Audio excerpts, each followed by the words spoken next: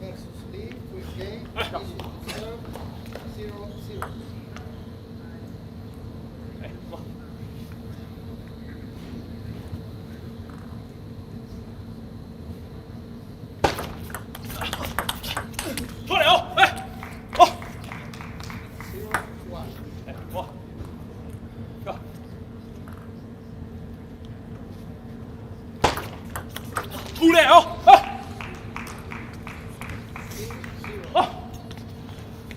Victor Ishii,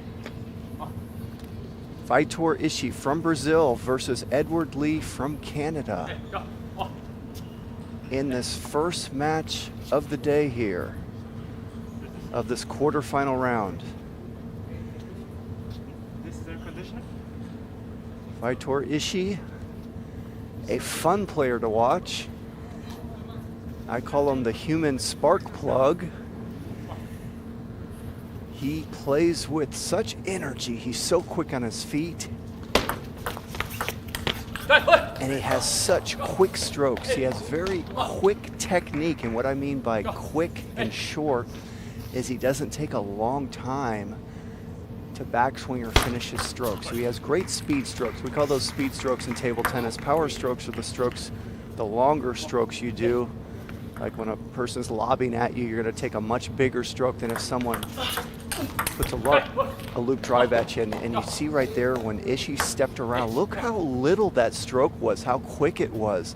What that means is he takes such little time to start and complete a stroke. It gives him so much more time to react to the next ball. So he has an advantage when he can have such quick strokes like that, but yet he generates so much speed and power. The future of table tennis, which is now, is the short, quick strokes. The guys that can do the shortest and quickest strokes and generate speed have an advantage over the players that are using longer strokes to generate speed. So I love his technique. And then you have Edward Lee. He's a solid all-around player. Quick legs. See how quick he was stepping around on that ball. You can't pick anything out in particular where you can say he is amazing at that particular shot, but he's just kind of good at everything. But that right there is one of his strengths. Incredible speed to be able to react to that ball, and then a beautiful finishing forehand drive there.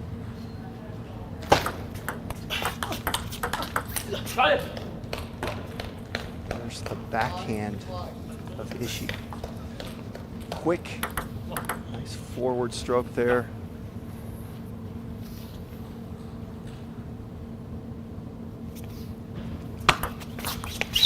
And that was a great serve by Lee. What made it great was he tricked Ishii. He made it look like it was heavy chop. It was actually no spin. Ishii popped it up. That time he went for the heavy spin, hoping he could get Ishii to think he was giving him another no spin, but that time Ishii was ready for it and made a nice receive. So one of the things you're trying to do as a server is the first thing you want to happen is you want your opponent to miss your serve outright. That's a dream case scenario.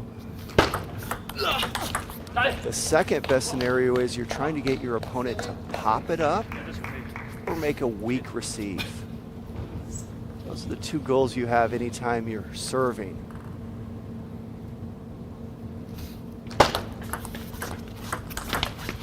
And there, Lee made a nice receive. He cut that ball short, took it off the bounce, stopped Ishii from being able to attack or really do anything with it, and Lee able to win the point. So as a receiver, that's your goal. You're trying to make a quality receive to keep your opponent from attacking into you hard.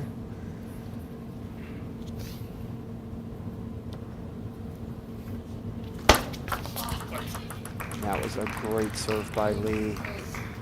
Deep into the body of Ishii. Lee realized that Ishii has not been stepping around on the serves. He's wanting to take the banana flick. He's in a neutral position, so Lee said, hey, I'm going to serve you deep right into your body and see how you deal with that.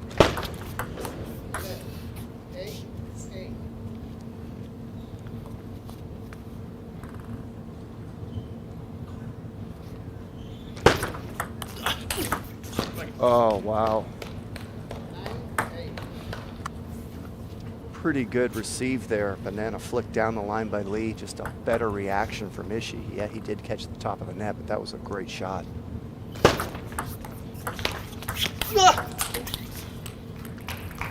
There's the speed of Ishii. He missed that ball, but he's able to step around so quickly and complete that stroke so quickly as well. So he is just Mr. Speed out there, one of the quickest players you'll see in the game of table tennis. And another great serve by Lee. 10-9. So important to have a good deep serve in today's game. You can't just serve short the whole match. Players are too good now with that banana flick, and they're also really good at jamming that ball off the bounce with their forehand cut. So you've got to test them and serve deep to make sure they're not teeing off on your short serves. 10-10. We've got a deuce game. That ball hit the edge. And if you're Lee, that's frustrating, because you were 1 point away from winning that game, and 1 millimeter more and he wins that game. That ball hit the edge.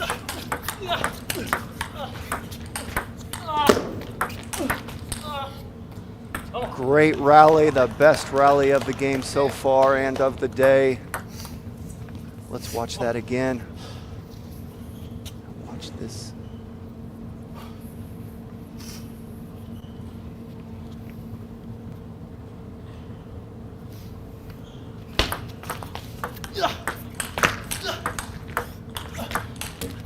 Oh, that's fantastic table tennis by Lee, because Ishii had that point lined up to win the game. He made a nice receive, put pressure on Lee by cutting him out wide to the forehand, and then made a nice counter loop, but Lee just hung in there, got back into the point and deuced it.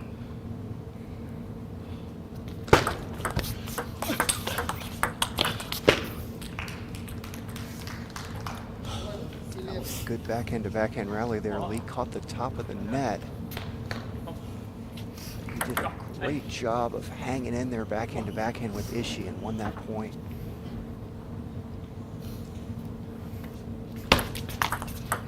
Oh, and Lee wanted to serve deep, and oh, that net serve is going to change his plans. He's almost for sure going to serve short now, but he had that deep serve lined up to win the game.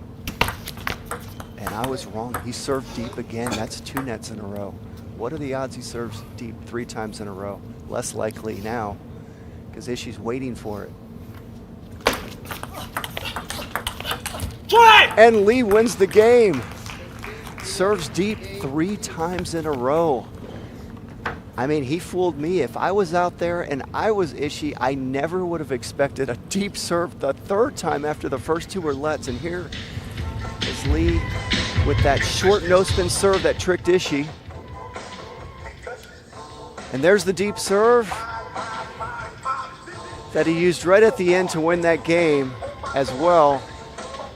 And that was interesting. It is so rare you'll see a player serve deep at such a key moment. 12-11, he serves deep, it's a let serve. Serves deep again, it's a let serve, and he serves deep a 3rd time and wins the point. Now we look at the placement charts.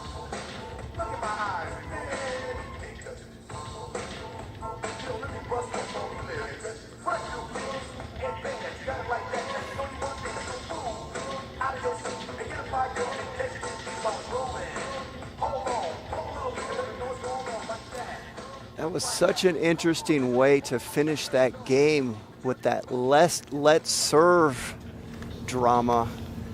Lee had obviously made up his mind and said, I'm serving deep no matter what. If he had 3, 4, or 5 lets, he probably would have kept serving deep. He just decided that was the best way to win that game, and he did it. Oh, those are just beautiful forehands by Ishii. Oh, I just love his short technique. He's able to do so much with so little.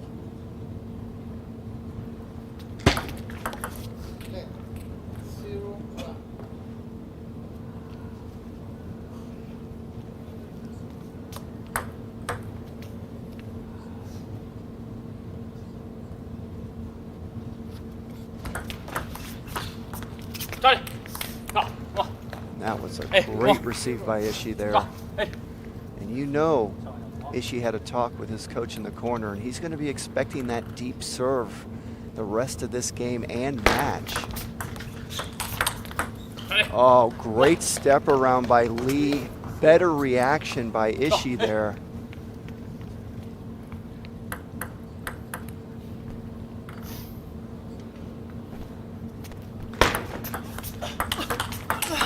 And that's just too good. And that's the strength of Ishii. That step around forehand is so effective.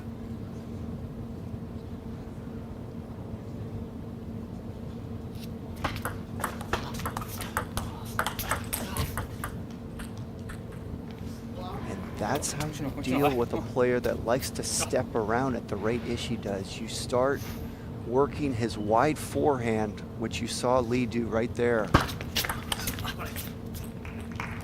You saw Ishii playing Sid Naresh the round before this. Ishii took a 2-0 game lead. Sid Naresh started figuring out he needed to work his wide forehand, and before you knew it, it was 2-all, and it turned into a great match. So you got to work the wide forehand of Ishii so he doesn't step around so much.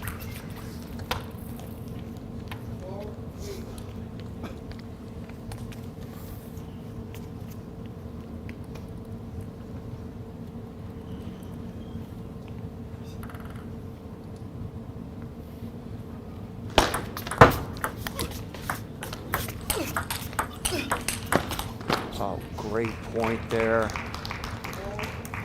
We've seen a lot of nets and edges, and we're only 4-4 in the second game. This is some of the most I can remember. This match has just started, and I feel like I've seen 5 or more.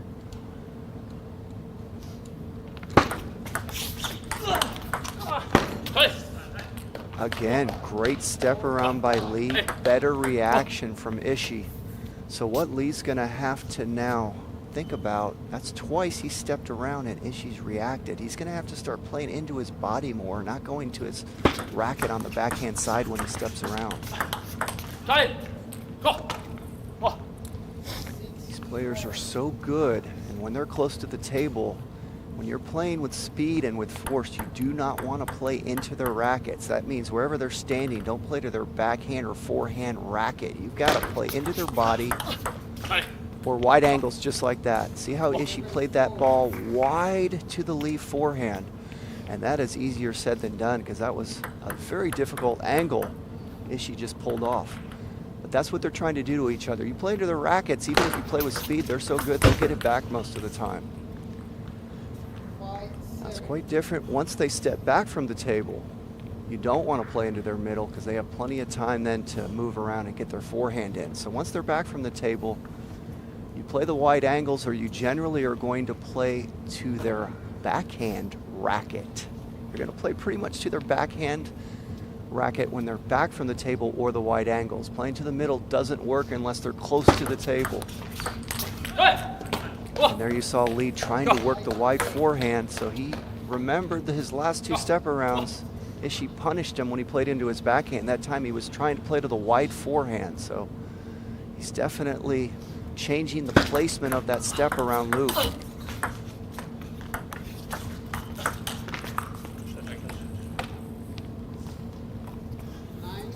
Boy, that ball hit.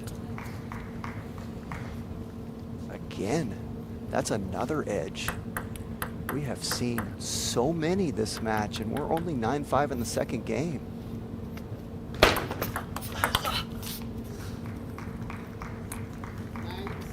It's a great job by Lee. Loading up that banana flip. He didn't have a lot of speed on it, but it had a high arc, and it was loaded with spin. And another good receive by Lee. Cut that ball off the bounce. When you jam the receive, it gives the server less time to react. When you let the ball bounce, the server has more time to react. So that was a great forehand jam cut receive. Just like that, Lee scores 3 points in a row,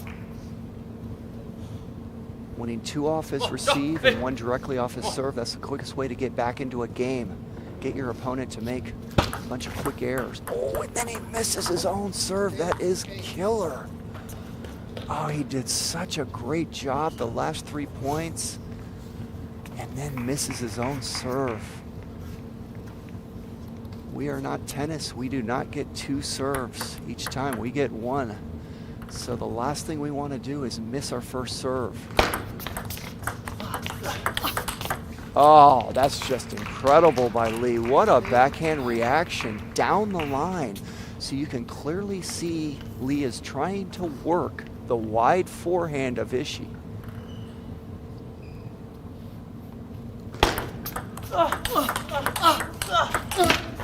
And Lee deuces the game. Recovers from that service fault and has now won 5 out of the last 6 points to deuce this game.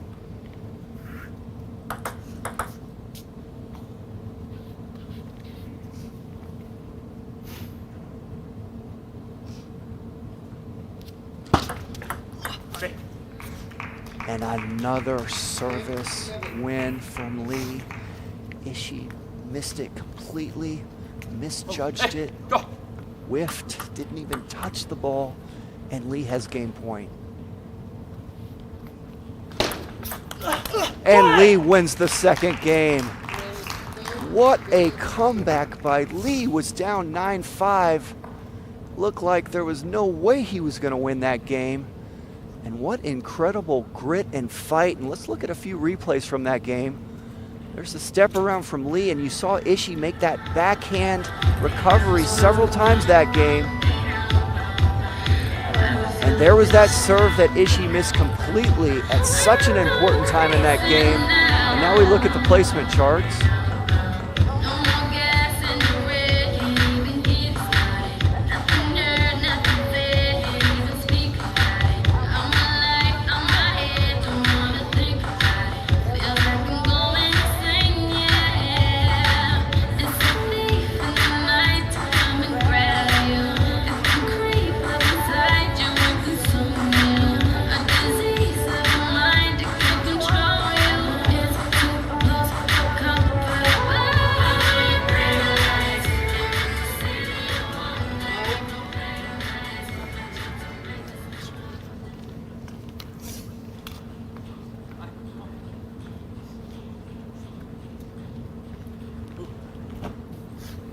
We are about to start the third game, and what an incredible comeback by Lee that second game to take a 2-0 game lead.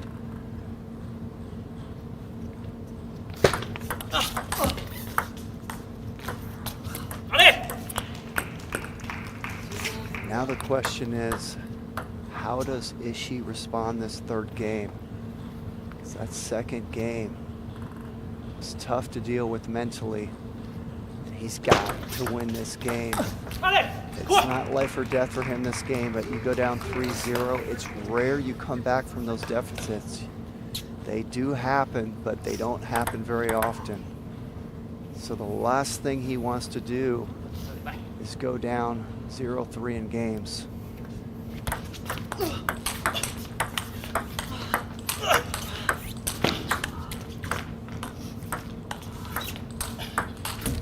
And that was a great point there. There was a lot of great stuff that happened within that point. Ishii made some great re-loops, defensive shots there. And Lee is just humming right now. It's such a good rhythm. Not making unforced errors.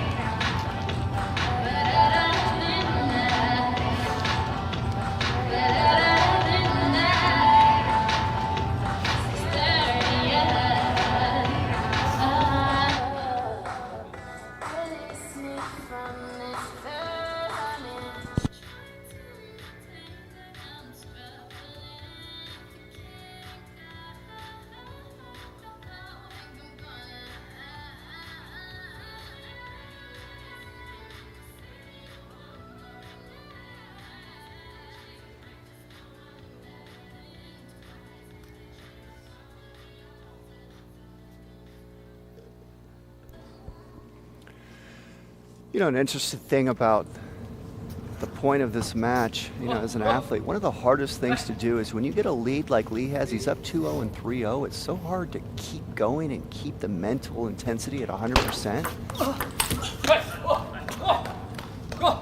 Because you get a little happy a lot of times as an athlete when you start winning, especially when you have a pretty big lead.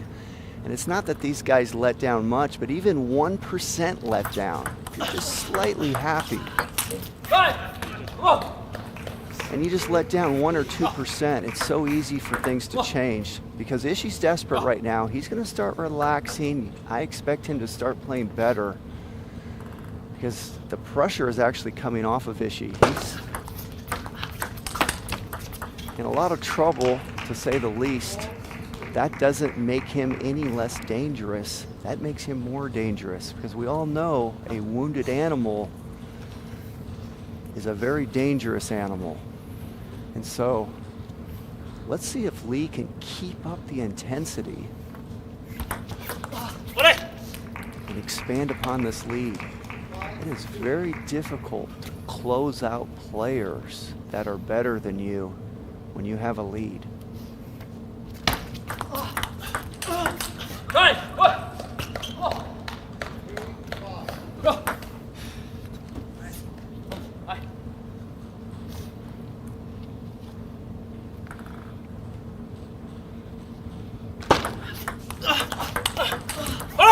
Great job by Lee, keeping Ishii pinned on that backhand side.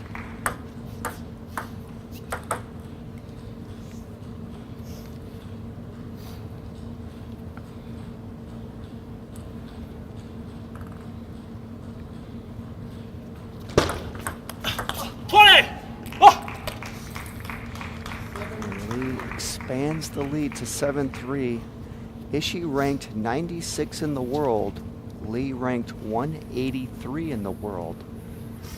It's a pretty big difference. So Lee, obviously the underdog this match, but not looking like the underdog, playing textbook perfect table tennis right now.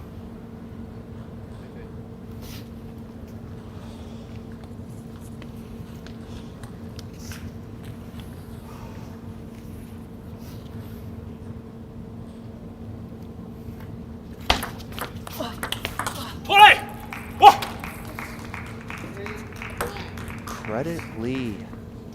Coming out of that timeout, he lost 2 points in a row and then expanded his lead this game. Has not slowed down a bit.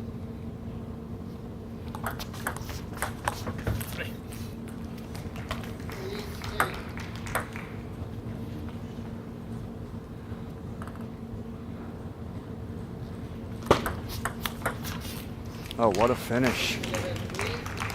What a finish. Edward Lee takes a 3-0 lead over world number 96, Vitor Ishii. Let's look at the replays there.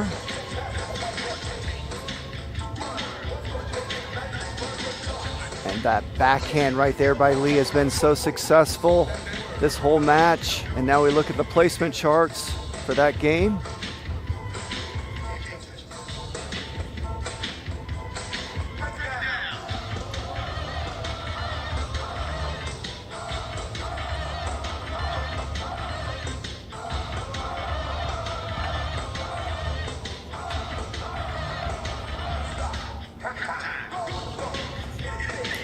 And when you see an 11-3 game, you see all the paint on the side of Ishii. That means Edward Lee was winning all the points. And then you see the 3 little spots on the side of Edward Lee. Those were the 3 points Ishii won.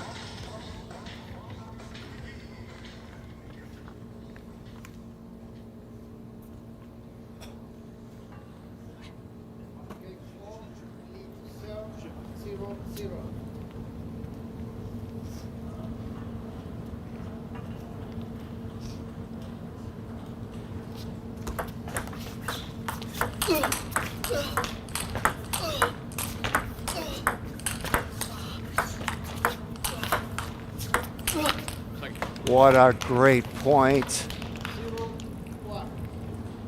That ball touched the edge. Point for Ishii. Look at this. Right there, you saw that ball just nick the edge.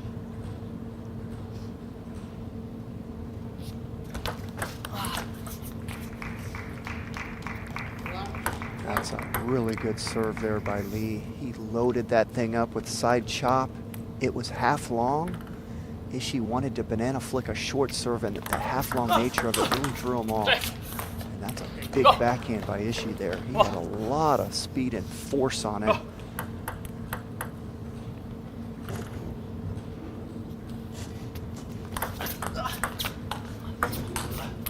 Great adjustment by Ishii. That deep serve came back awkwardly. That receive by Lee was kind of an awkward receive. Ishii had to bend low and take a lot off that shot.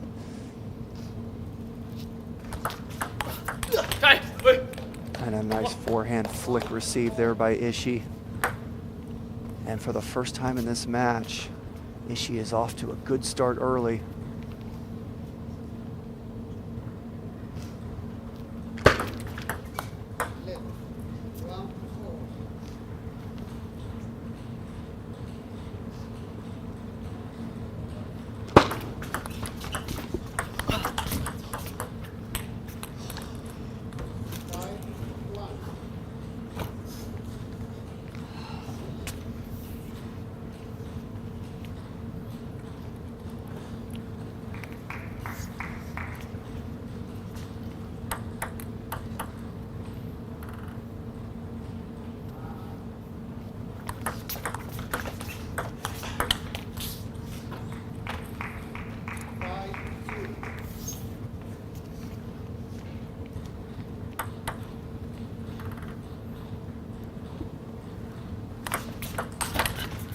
Oh, what a great step around receive there by Lee.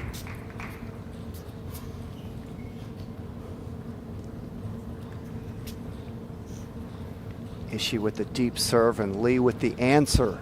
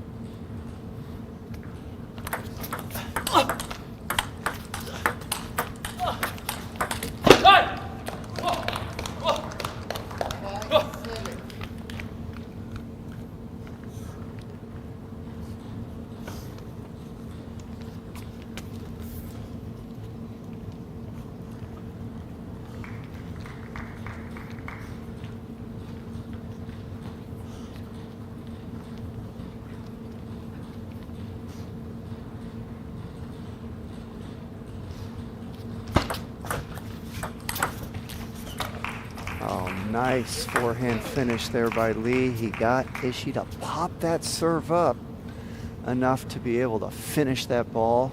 And notice he's finishing to the wide forehand of Ishii. And a great short serve there. Loaded it up, heavy chop. Ishii wanted to banana flip that serve, but it was the heavy nature of it that caused Ishii to miss it completely.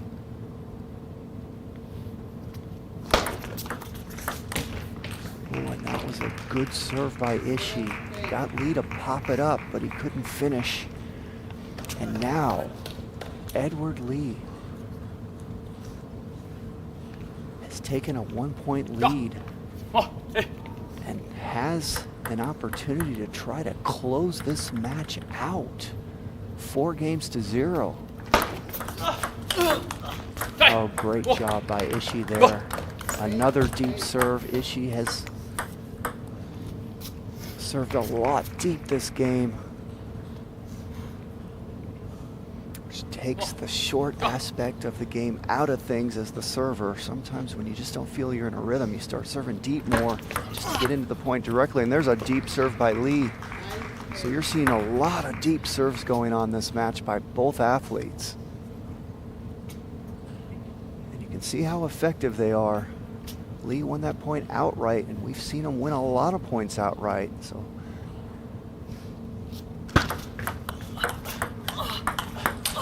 that was another deep serve by Lee. Ishii did a great job of receiving it and winning that point. So it's quite obvious going into this match that Lee had a plan, and that plan as a server was going to be serving deep quite a bit, and he has done that, and it has been very effective. Now Ishii with the serve, 9-all.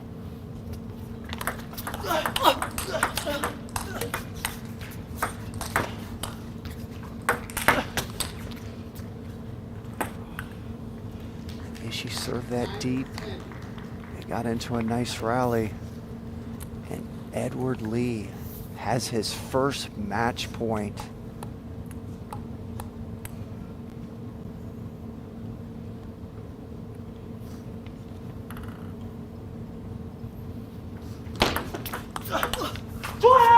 And Edward Lee wins the match, 4-0. And that is a surprise to everyone watching. To win this match 4-0 is impressive. What a great performance. Just played so solid the whole match. Saw so few unforced errors. Put that ball on the table, point after point. And with great shot making, there was that edge ball earlier in that game. And there's that miss that Ishii wishes he had back. That's normally an easy shot for him. And that made it 9-all.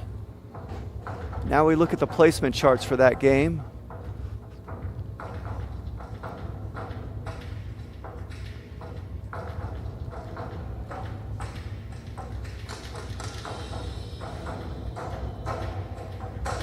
A lot of deep serves that game from Ishii. You see all the paint on the backhand corner of Lee on the serve placement.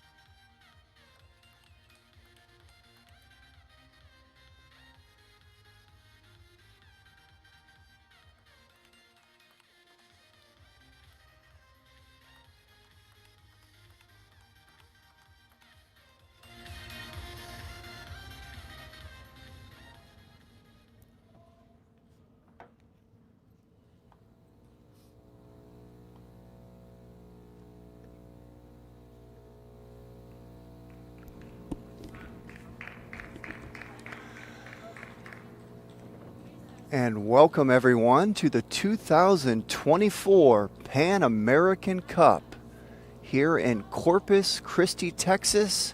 And we are about to start the first women's singles quarterfinal round.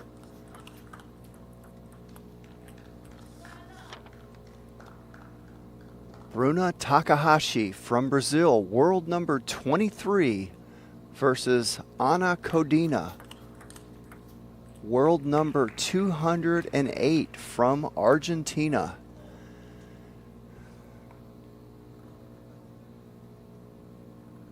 My name is Jimmy Butler. It's so great to have all of you here with us today.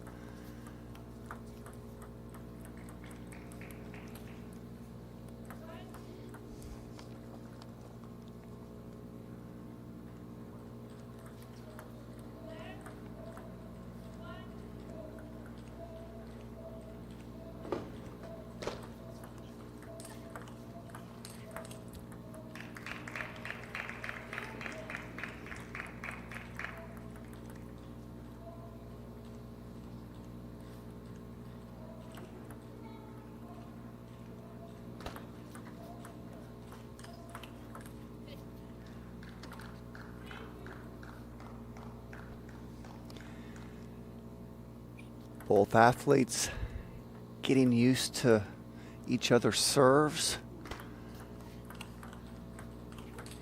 And there's a nice smooth forehand there by Codina. I love her forehand technique. She turns her body and weighs so well.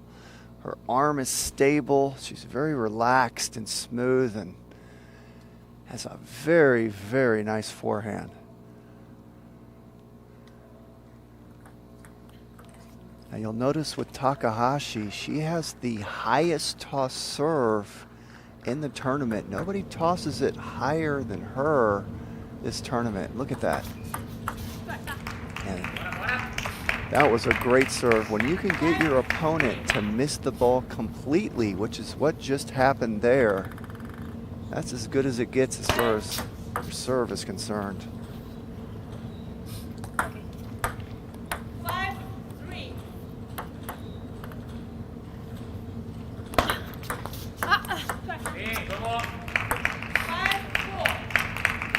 Talked about the smooth, relaxed, beautiful forehand of Codina. Well, Takahashi's well aware of that. So you're going to see Takahashi working that backhand side of Codina throughout this match. Here comes the high toss. And, ooh, she got Codina to miss that receive in the bottom of the net. So that's going to be a story of this match. Can Codina handle the serves? Ooh, what a great backhand opening there from Takahashi. So after you whiff one of the receives and then you miss one in the bottom of the net, Codina was pretty happy with that receive there. She got it over the table, kept it low, and cut it hard. But Takahashi just drilled her backhand. There's another drill. Great job by Codina hanging in that rally. Takahashi gets a lot of force and speed on that first backhand.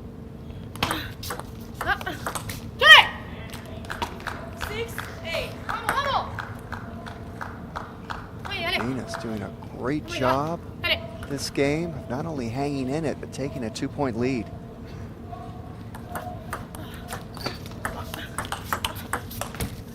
Oh, good job by Codina there. Not only was it a good receive, but a good follow.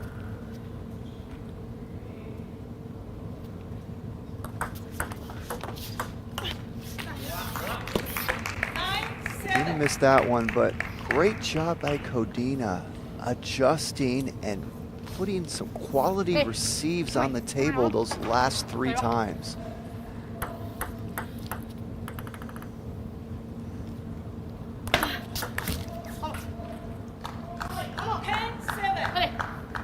Codina with her first game point.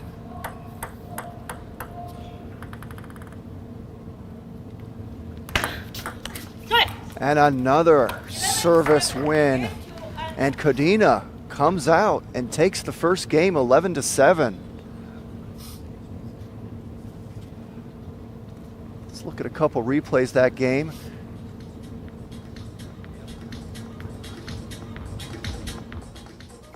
Here's the Codina serve. Wins the point outright. That one happened at 9-7 there. Takahashi also missed the next serve, and now we're going to look at the placement charts. Both players kind of working the whole table there on the shot placement.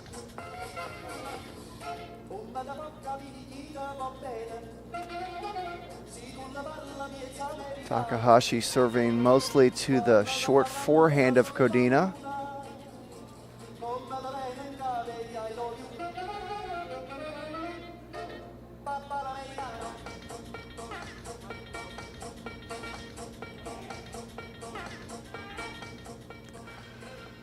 So what happens in most of these matches is you're going to see the most problems in the receive department at the beginning of the match. Both players have to get used to each other's serves. These players don't train with each other every day, so every athlete kind of has their own technique and their own stamp, so to speak, on their serve. And although we're all doing similar serves, none of our serves are exactly the same, so you've got to get used to your opponent's serve. And see, there was a pop-up by Codina off the Takahashi serve. And so the more you see your opponent serve, the more likely you're going to start receiving it better. But when you're receiving it for the first time, what you do in these first and second games, you see a lot of misses and a lot of pop-ups. And that's what we've seen so far this match. But as servers, we can only do so many serves, so your opponent's going to start seeing your same serves as the match goes on more and more, and they're going to start receiving them better. So as these matches progress, they tend to get better as far as the rallies are concerned. And see, that was a pop-up off the receive by Takahashi, and a pretty easy finish for Codina.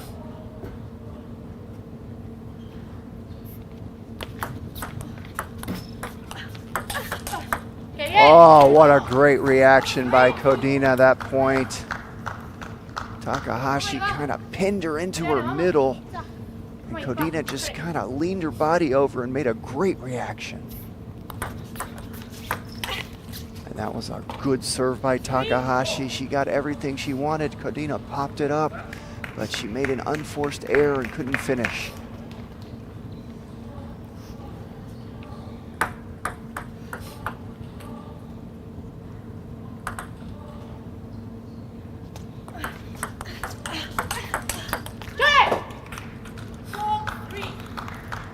Takahashi's going to have to think twice about playing cross court with her forehand into the Codina forehand. Codina's so good there.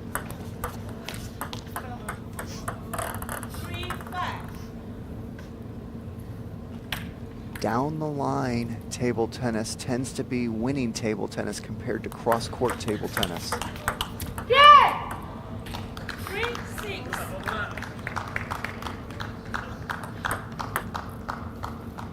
Vamos ahí, Ale.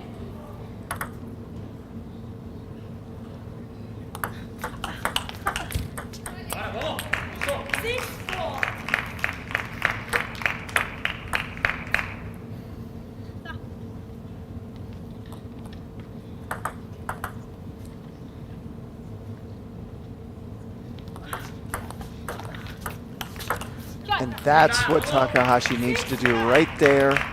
She needs to start playing her forehand down the line into the Codina backhand. That is clearly the weaker side of Codina.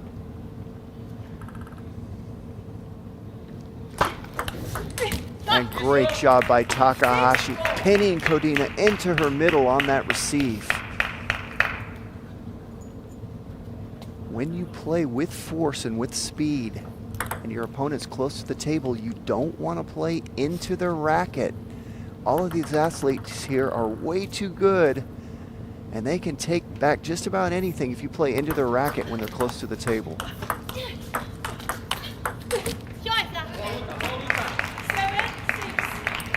Good defense there by Takahashi. Codina put a lot of pressure on her at that point, and she hung in there and defended well.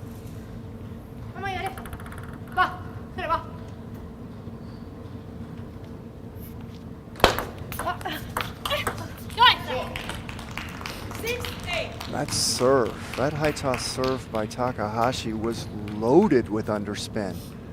Codina did a good job of getting a nice spinny banana flick in, but it didn't have a lot of pace on it. You can't blame her for not putting a lot of pace on it. That serve was loaded. Takahashi did a great job of finishing that flick off. And there was a spinny, high-arcing banana flick from Takahashi. Codina not able to judge it properly.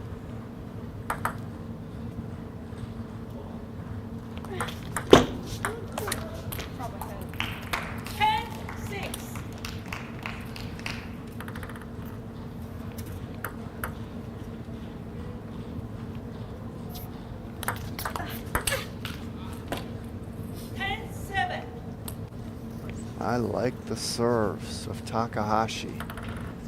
She keeps that ball low.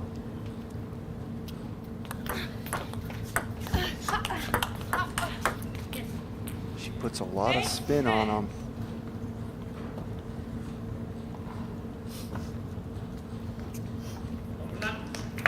You can tell Takahashi has spent a lot of time in the gym practicing those serves. You don't get good serves like that unless you're putting in the time. And just like that, it looked like Takahashi was gonna run away with this game up 10-6. Codina wins 3 points in a row, has the serve. Oh, great banana flick received by Takahashi to win the second game 11-9. Oh, you can't ask for a better receive than that, right when she needed it. Let's look at a couple replays that last game. There's that forehand cut off the bounce receive. There it is again.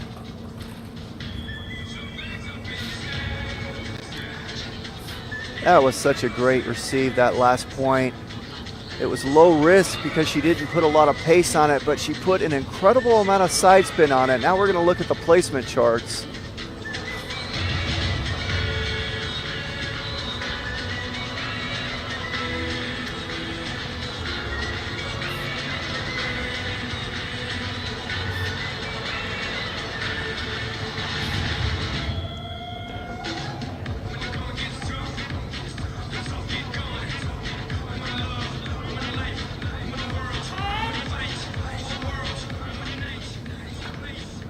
A lot of different ways to use the banana flip receive. You can play with pace, and the more pace you play with, the more likely you're going to miss it. Those are the difficult ways to play it, but you can also play them slow and spinny with mainly topspin, or you can play them slow and spinny with side topspin. That's what Takahashi did at the end of that last game. She played it slow, but it was loaded with side top.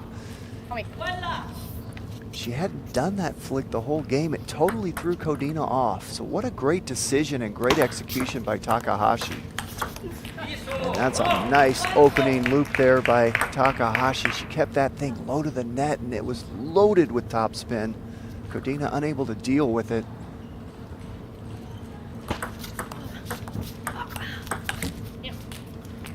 Takahashi's putting a lot of heavy side chop on most of her serves, turning Codina into a receive pusher. She doesn't do that very often. That one had a little topspin on it, that serve. But mainly Codina is having to push the serves. They're so heavy, and Takahashi knows that, and that's an advantage to the server. If you know your opponent's going to mainly be pushing, these athletes are really good at looping off a cut. Oh, that's a great backhand there by Takahashi. That's just too good.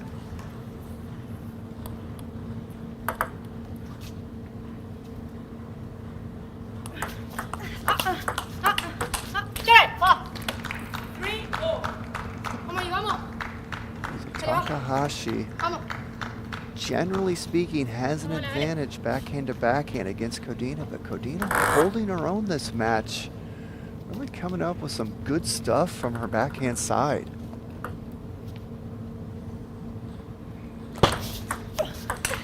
Oh, I love the serve. Codina dealt with it well, but an even better finish from Takahashi.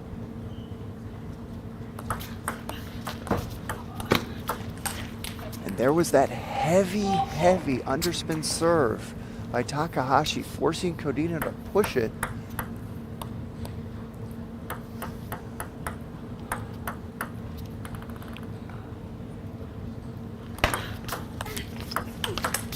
Oh, great reaction there by Takahashi. Codina made an impressive shot off that net ball.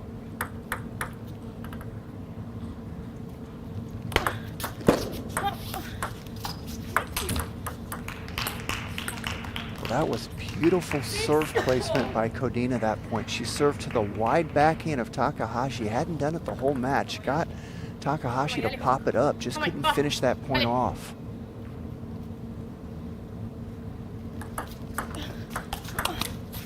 There's the cut of Codina. She's having to cut the serves of Takahashi, and she's cutting them all long. And Takahashi, very good at opening off a long cut.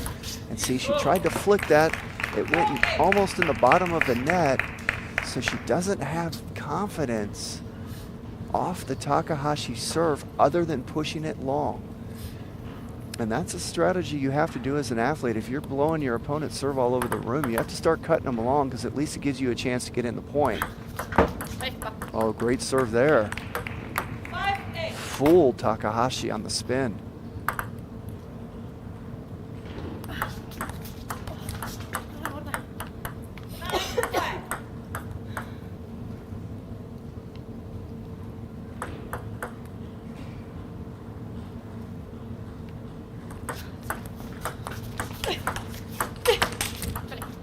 Codina that time did a great job of cutting that serve short. If someone's serving backspin as much as Takahashi is, you should be able to get in there and cut that ball short, not have to cut it deep so much. Good job reacting to the deep serve of Takahashi there by Codina. She was ready for it. Good alert play.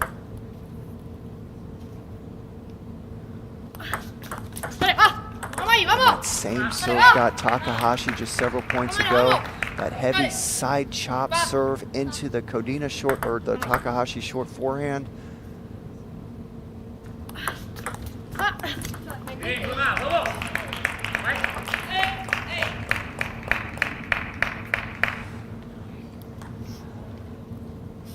Takahashi jammed that serve quick off the bounce. That's what got her the point, gave Codina no time. Took it so quick, it crowded Codina.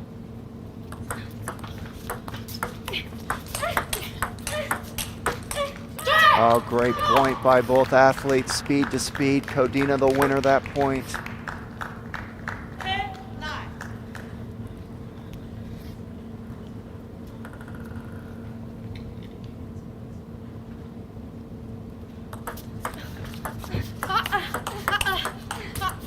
Another great point by Codina to deuce this game.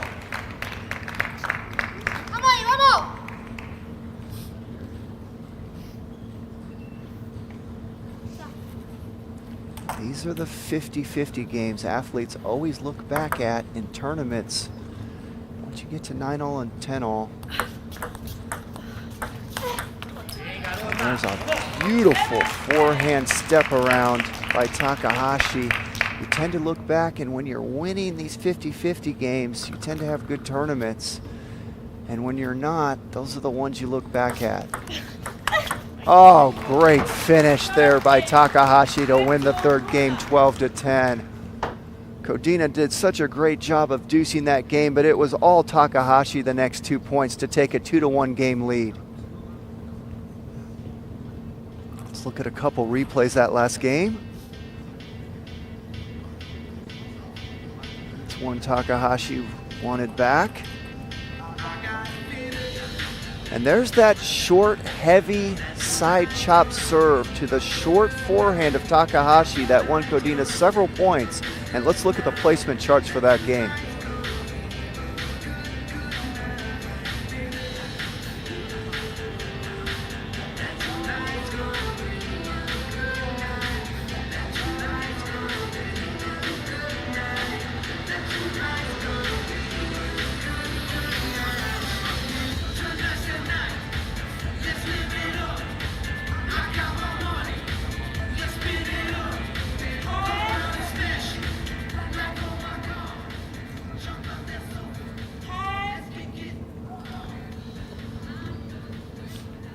Well, this match has turned into a great battle. You have Bruna Takahashi, world rank number 23, Anna Kodina, world rank number 208, and they are playing toe-to-toe. And that is a big level difference as far as the rankings are concerned. This match has been even up to this point.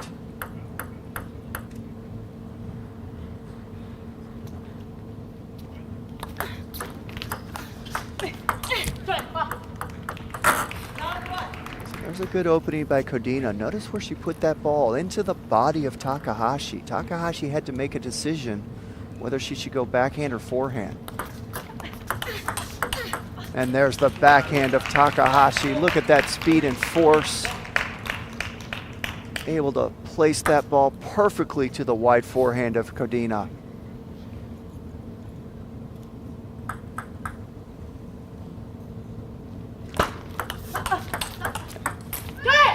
Oh, great job by Kodina, hanging in that point, withstanding some beautiful Takahashi backhands once again.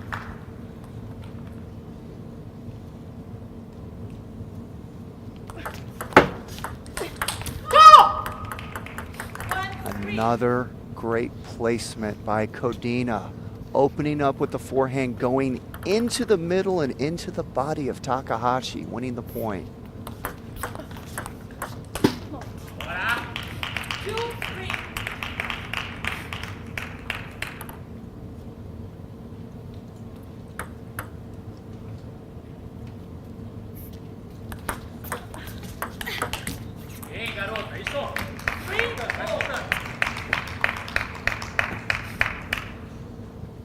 And both players starting to heat up out there. You're seeing a lot less misses on the receive. Both players getting used to each other's serves, and the rallies are getting better and better.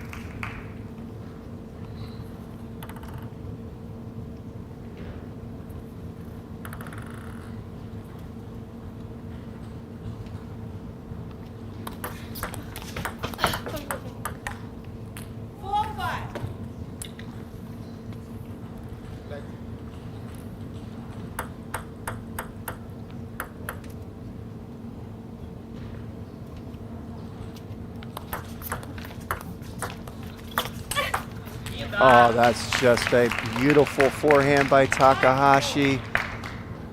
That was just nicely done. Steps around, works that wide forehand of Kodina. Such an effortless shot there from Takahashi. Just perfect technique on that one.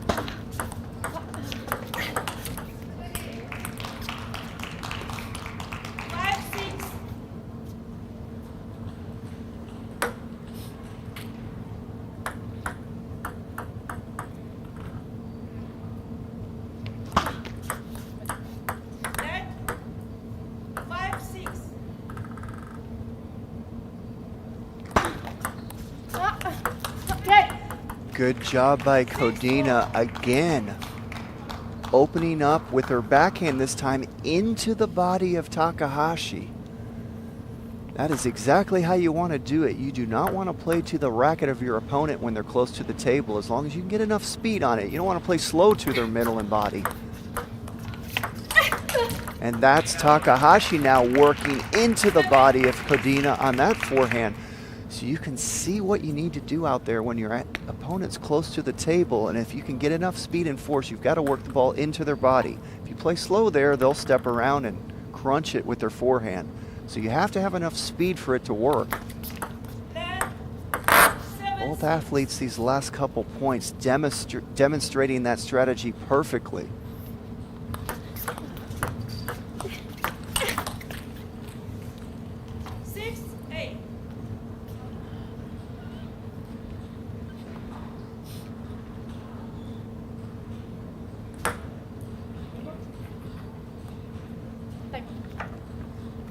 There's a timeout from Codina.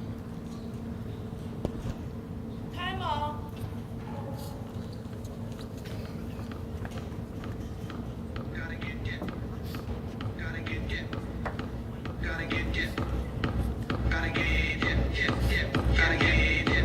Yo estoy acá, el brazo, tengo que ir encima. Y encima cuando haces eso no te queda otra que tirar cruzada. Claro, Ese es el esperando y problema. encima largo.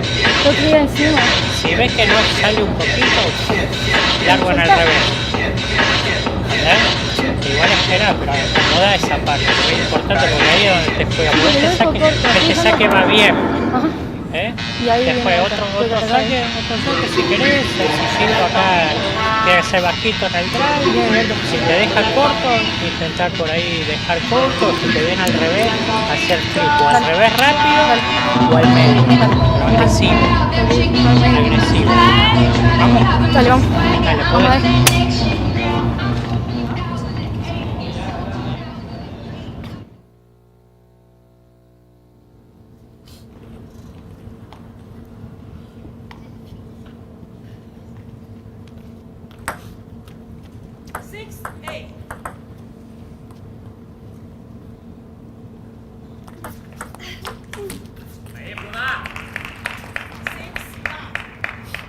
That was a good job there by Takahashi, pinning Codina into her body on that flick.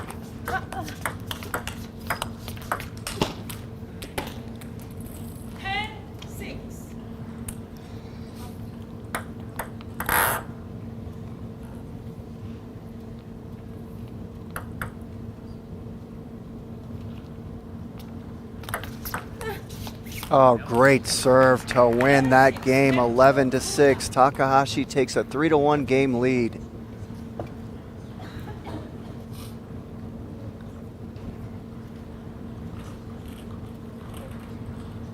And let's look at a couple replays from that last game. And there's Codina pinning Takahashi into the middle on that shot. And there's that great Takahashi backhand to the wide forehand of Codina. Now we go to the shot placement charts for that game.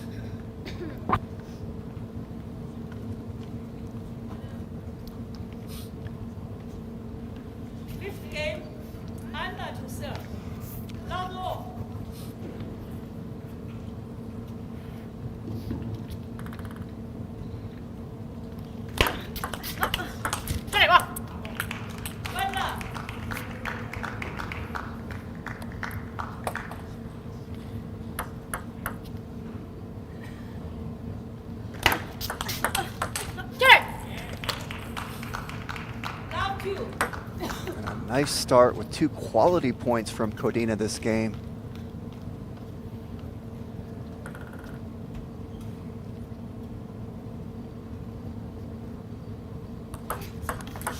And there's that heavy side backspin serve that has been so effective this whole match for Takahashi. She had another one lined up that time, but it hit the top of the net. Let's see what she does here.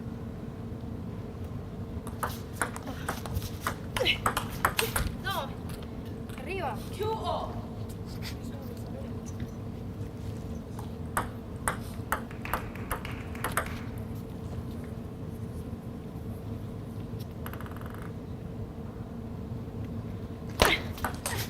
Oh, that serve was not good. When you serve deep, 3 qualities you want. It needs to be fast, it needs to be low to the net, and it needs to have length, which means you want it to hit close to the white end line. That serve from Codina was slow and high and had no length. There was nothing good about it. Takahashi punished it, and then she missed her next serve outright. So she lost a little confidence in her serve those last two sequences there.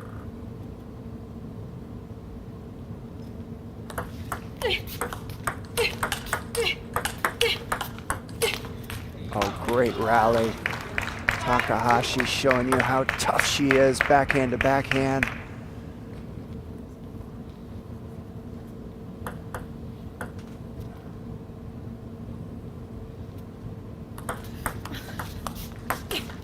Oh, that ball had a lot of topspin on it.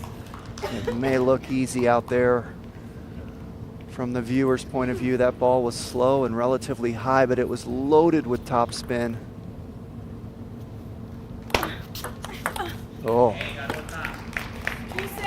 Now that's what you want as a receiver. When you can get that kind of force on it. Codina's struggling with her own serve right now. Takahashi, so confident. Those last four receives, it's almost like Takahashi can tell that Codina's not serving well. This game happened so quickly. It seems like they just got out there to start the game, and Takahashi has a 10-2 lead and is 1 point away from advancing to the semifinal.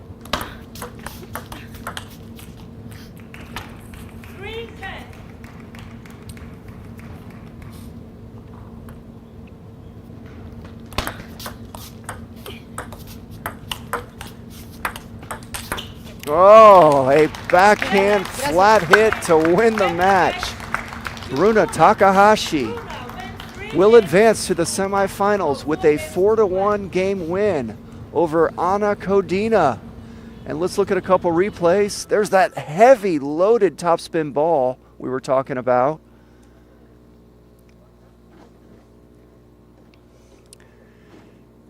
And now we're going to look at the placement charts for that game.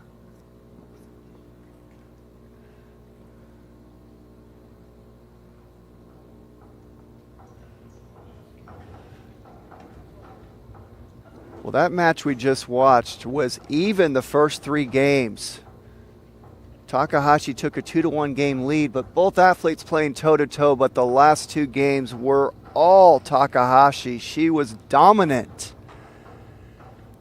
and really found her rhythm, and it's got to be feeling good about herself going into the semifinals the way she finished that match.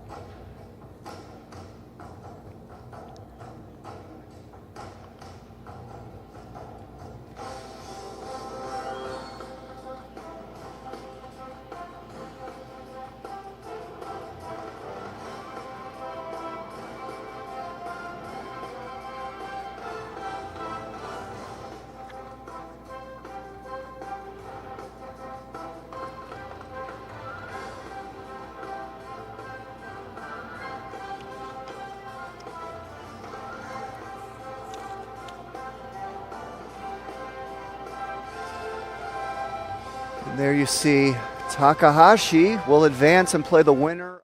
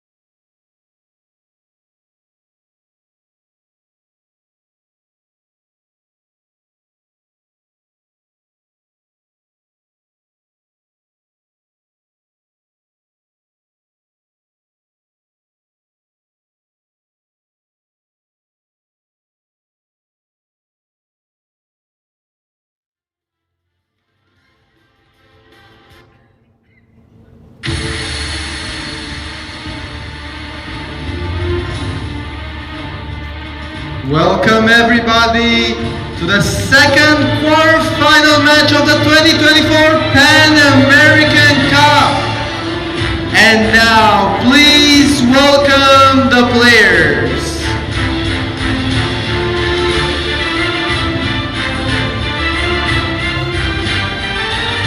Representing Chile, Gustavo Gomez. And representing Puerto Rico, Daniel Gonzalez.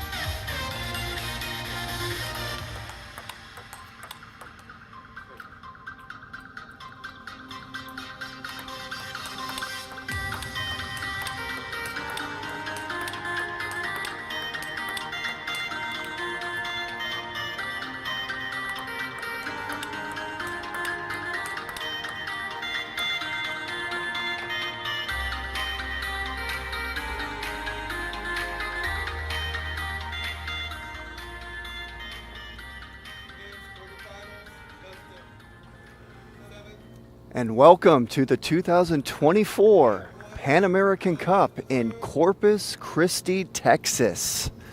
We are about to start our second quarterfinal men's singles match. My name is Jimmy Butler. Thank you for joining us.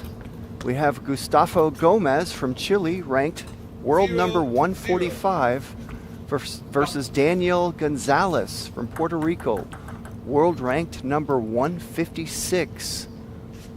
Left. Both athletes You're blocking with your beat arm. ranked opponents higher than them to reach this stage in the draw. Hey! 1-0.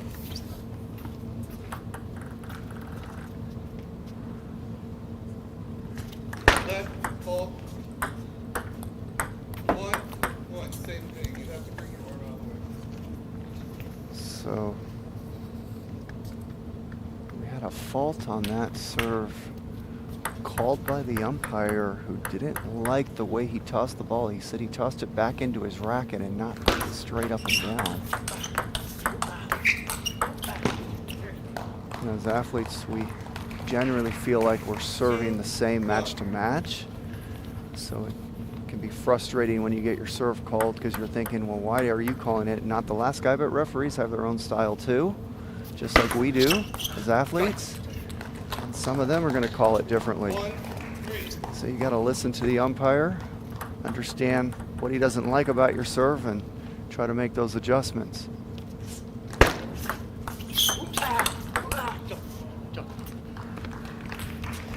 One, four.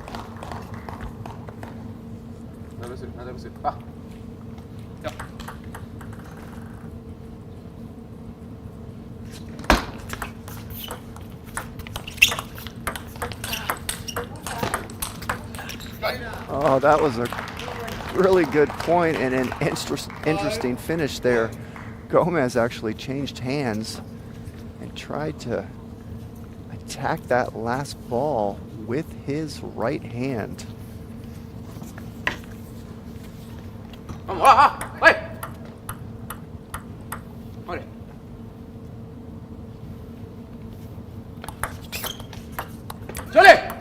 Oh, great receive there by Gomez. 5-2.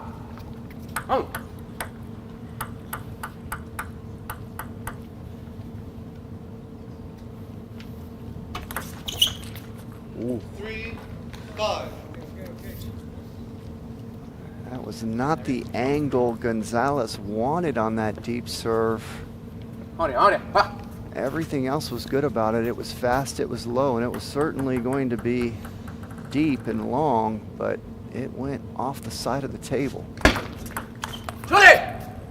Gomez is fortunate there, because that serve popped up, but Gonzalez not able to read it properly. It had more topspin than he was expecting.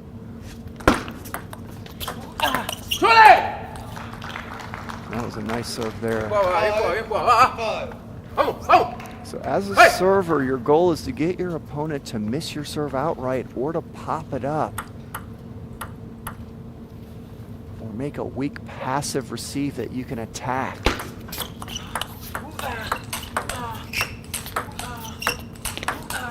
Oh, great shot by Gomez. He was forced back from the table, but the backhand reloop, which is considered a more difficult shot than the forehand reloop when you're back from the table. 20 years ago, you weren't seeing any athletes do the backhand reloop back from the table. Maybe I'll say 30 years ago. We're already in 2024, but I played in the 80s and the 90s. Also came back in 2014, 2015, and in the 80s and 90s, no one was relooping back from the table from their backhand side. I came back in 2015. Athletes were doing it, but now we're in 2024, and the level just keeps getting higher and higher. Athletes are getting better and better now, relooping from their backhand back from the table.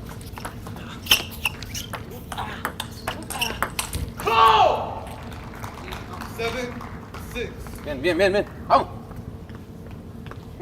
I was really impressed with the technique of Gomez his last match. Looking how smooth he is technically on the forehand and backhand side. You know, he's not muscling the ball. We call it effortless effort. He's learned how to relax and use his muscles properly.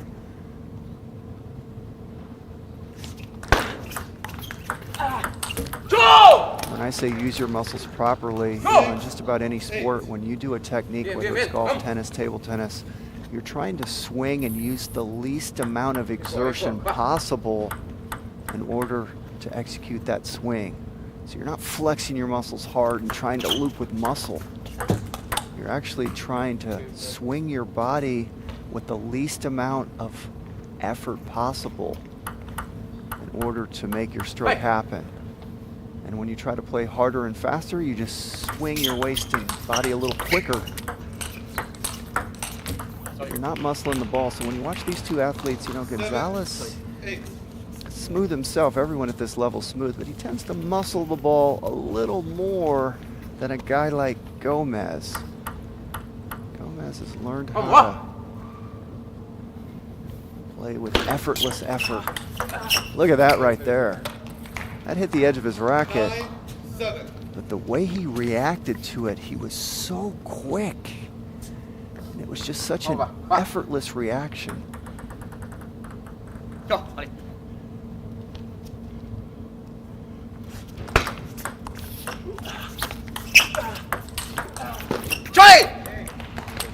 Nice point there by Gonzalez. All started with a good receive, put himself in a position to be the attacker.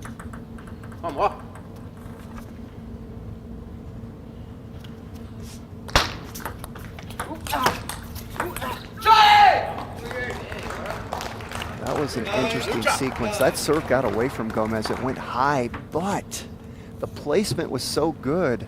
Gonzalez wasn't expecting it to go to his backhand, so he popped it up. And Gomez had a great chance to finish that point off of the Gonzalez receive, but he didn't. Gonzalez hung in the point, and now we have a 9-all game.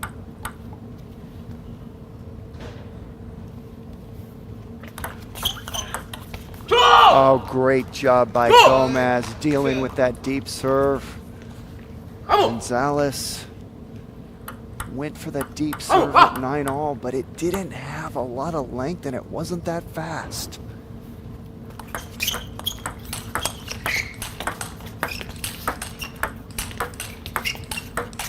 Oh, great rally by both athletes. Best rally of the game so far, and we have a deuce game.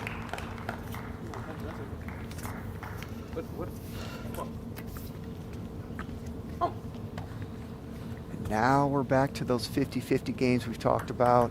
At this level, once it's 9-all or deuce, we call them 50-50 games. It's anyone's game, and these are so important to win. When you win tournaments, you tend to win the majority of these.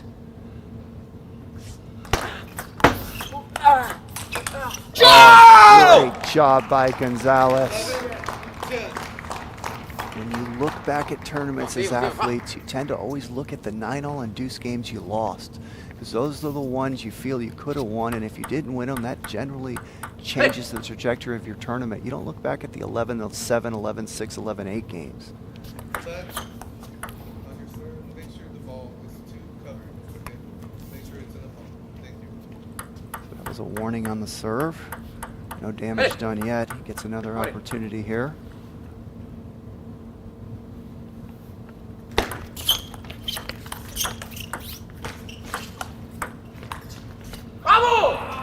Oh, great point there. Gonzalez did a great job of hanging in there. He slipped, recovered, still got the ball back. But Gomez playing very intelligent. Once he saw Gonzalez struggling to keep his footing, he played the ball safe, didn't take any risk, put it on the table, and won the point.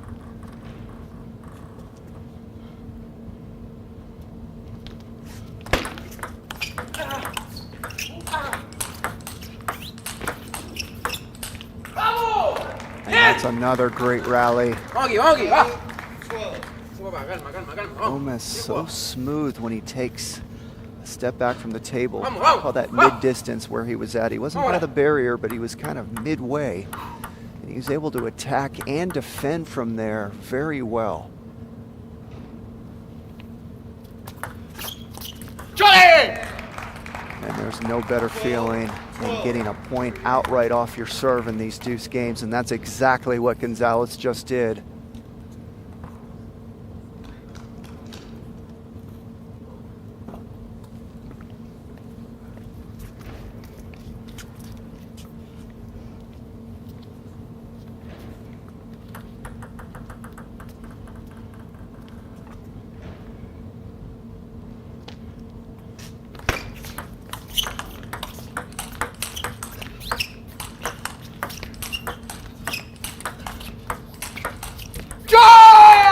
Another great rally by both athletes. Gonzalez forcing Gomez back to that mid-distance area. Gomez is really good from there, but Gonzalez just put too much pressure on him that point, finally got him to miss. Vamos, va. Vamos aquí. Dale. Fuerte, va.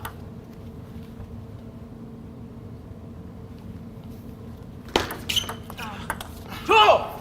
Bien. Bien, papá, bien, bien, bien. 13. Those are frustrating to miss if you're Gonzalez, because he got Gomez to pop that receive up and there wasn't much on it. So that was really for the taking for Gonzalez, but he missed it. ¡Chole! 14-13. And Gonzalez with another opportunity to win this first game with the serve. Vamos, Vito. Vamos aquí, va.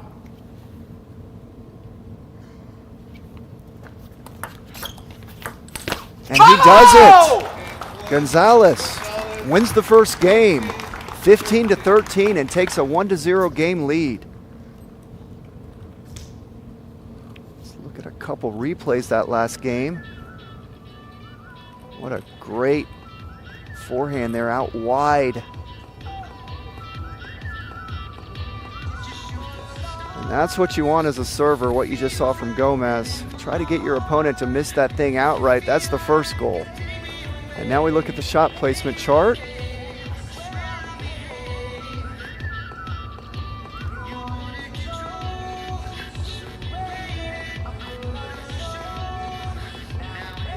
It's a righty-lefty combo, so you can see Gonzalez really working the middle of Gomez on the serves.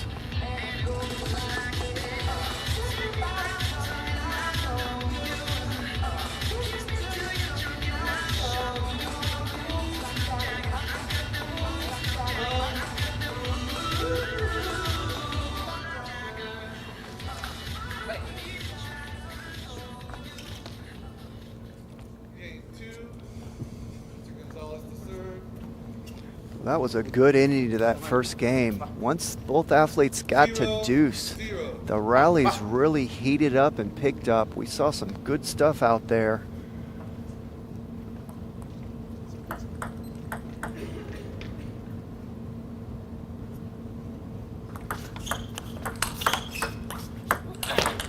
¡Oh! ¡Oh! ¡Ah! 0-1. Dale. Va.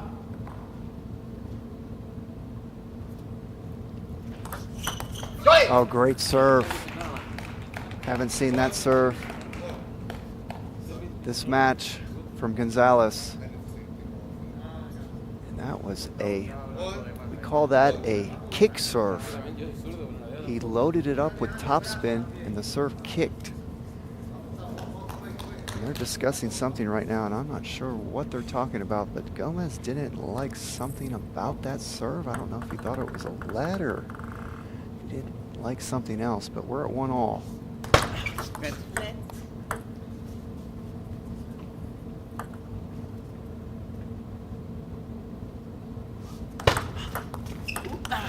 Yo. 2-1.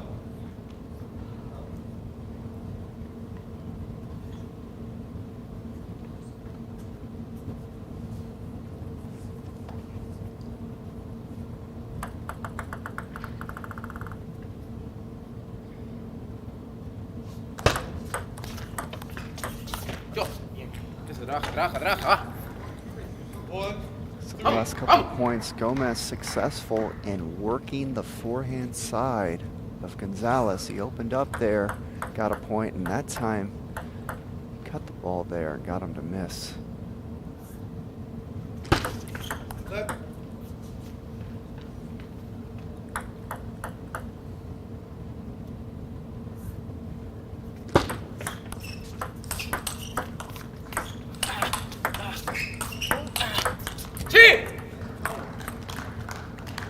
Well played by Gomez. Again, started out that point working the forehand side of Gonzalez.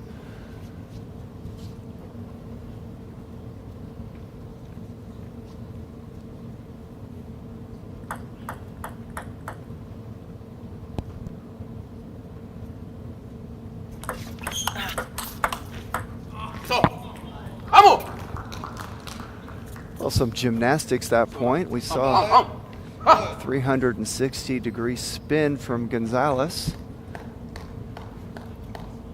Great job by Gomez, being ready for that deep serve.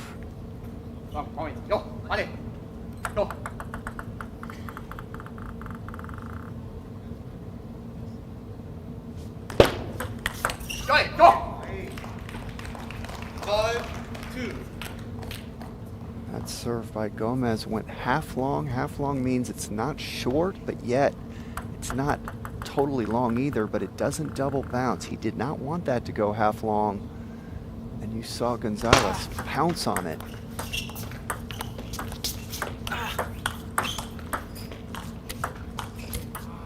So there are a number of times within a match where an athlete will try to serve short, but it doesn't go short.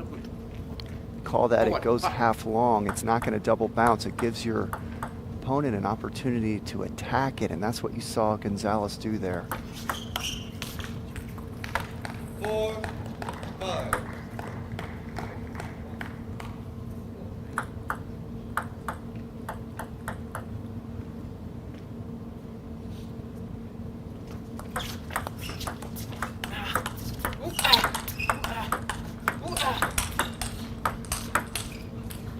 Great point. 5-5.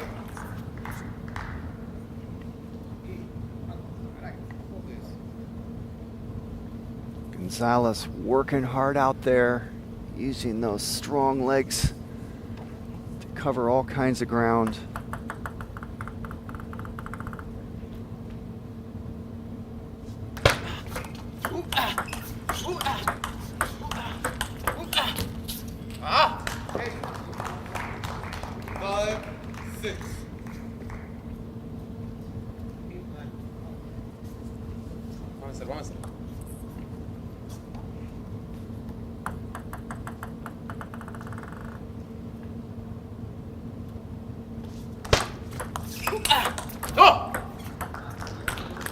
There's a nice, effortless forehand there from Gomez.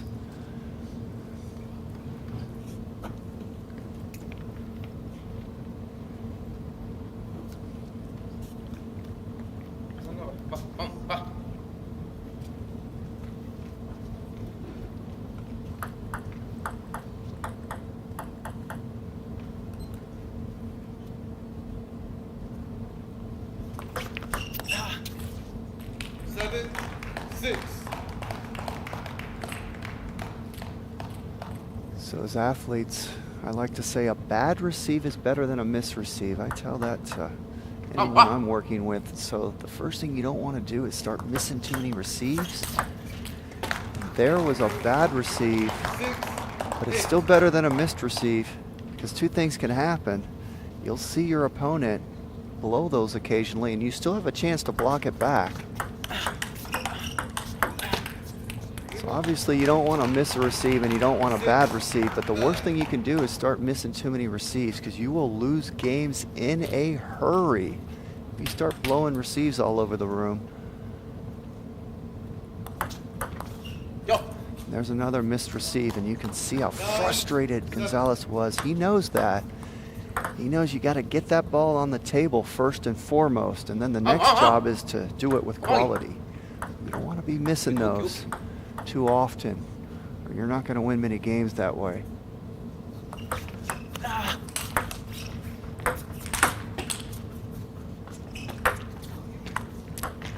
Oh, that's just great fight there by Gonzalez to get that ball, and look at this right here. Gonzalez was surprised that it came over, and he had a lot of time to know that ball was going to come over, right? That ball went so high. He had all day to get ready for that shot, and he acted like he was surprised. Just didn't hit the edge. Had to know that ball was probably going to hit. So great job by Gomez to get that ball back. And not a good job from Gonzalez being ready to deal with it. Vámonos con invertido y ataque detrás. Está perdido ahora mismo. Recuerda, él se paró aquí. Ya no sé qué hacer para que se si apagar el sol para encender el amanecer, hablar en portugués, aprender a hablar francés o bajar la luna hasta tus pies. Yo solo quiero darte un beso y regalarte mis. So Gonzalez desperately wants to win this game. He had a lead. We just saw that last point, and that's why you saw the timeout. He wants to talk things over and see if he can finish this game off. And a good receive there by Gomez. Kept that ball low. Put it into the middle of Gonzalez. Forced Gonzalez to have to make a decision. And Gonzalez's decision was to step around and rip it with a lot of speed, which is high risk. And we've got a 9-all game.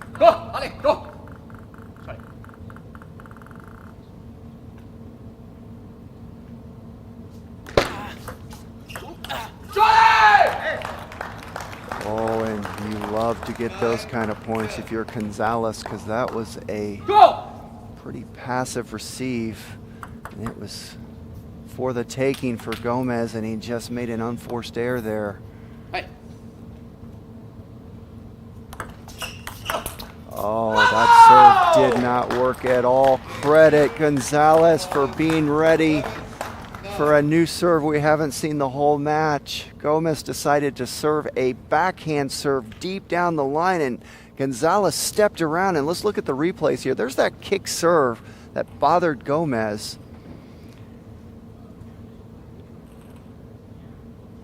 There's an unforced error by Gonzalez.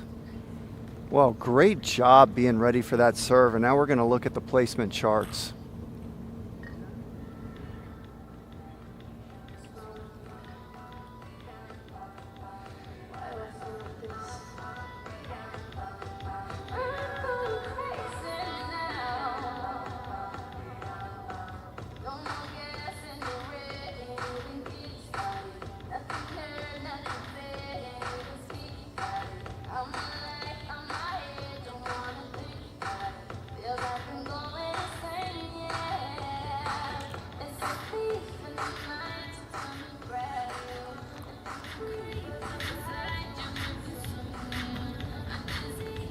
Game 3, Mr. Gonzalez to serve.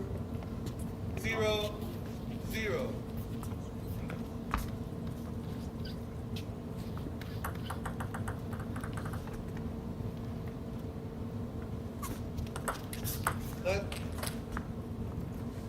Dale, va.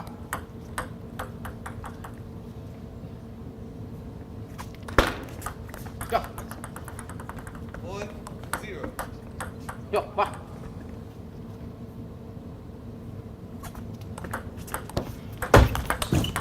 Johnny.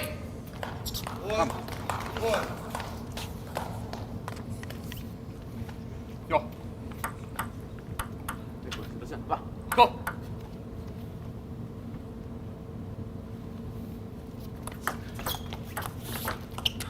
Johnny. Go. 2-1.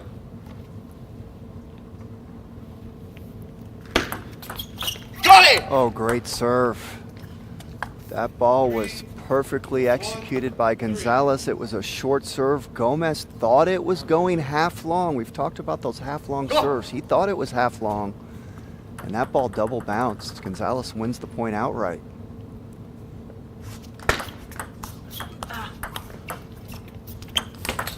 Vamos. Wow, what a beautiful backhand chop block by Gonzalez. Reminds me of Truls Morgard from Sweden. Loves to do that shot. Well, a beautifully executed one there by Gonzalez. Johnny! 5-1. Gonzalez in a great rhythm. This game comes out firing on all cylinders.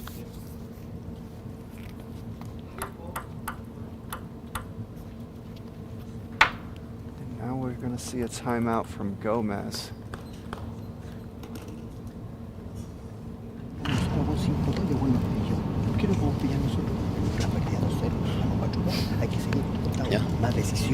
Más decisión en los tiros, ¿cachai? No, en este como un país muy legal, o sea, no, Mirá, va. los sales tú, no son, sacarle la mirada, porque pues se sacan de la rueda, porque vos, y me mancha la pelota, estás saliendo tú la pelota, no estás haciendo tanto lo que tú quieres,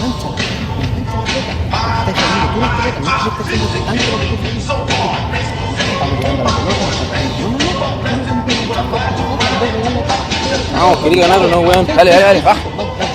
vamos, eso es, vamos.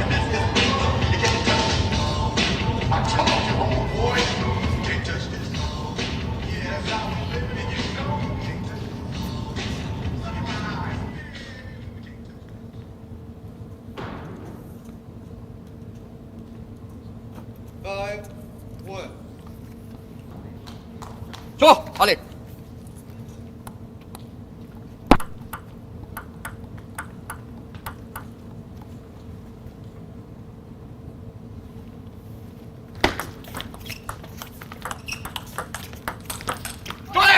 Great point there by Gonzalez, demonstrating his backhand and forehand abilities. 6-1.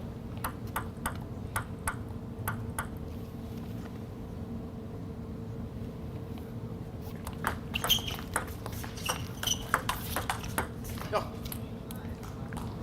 2-6. Yo,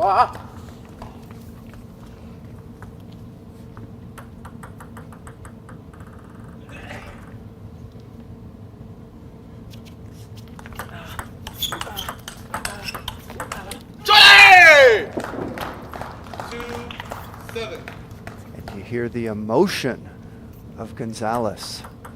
He knows how important this game is. Taking a 3-0 lead. It's almost a death sentence for your opponent. 7-3. ¡Vamos! ¡Va!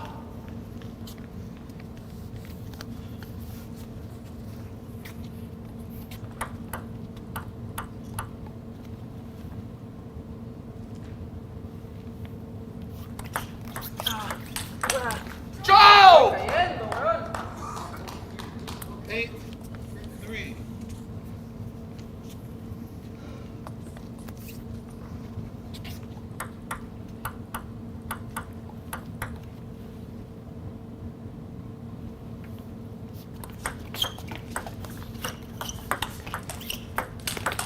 ¡Johnny!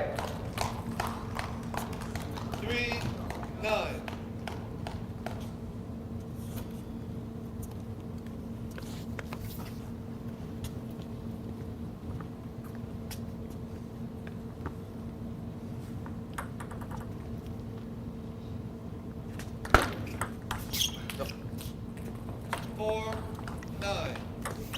There's a half-long serve we've talked about.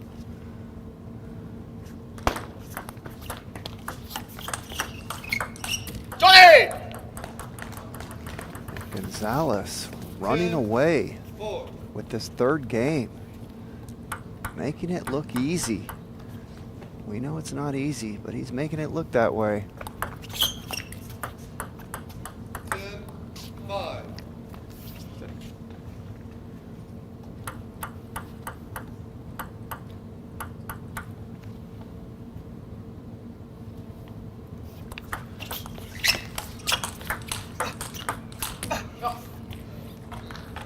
Six, 10.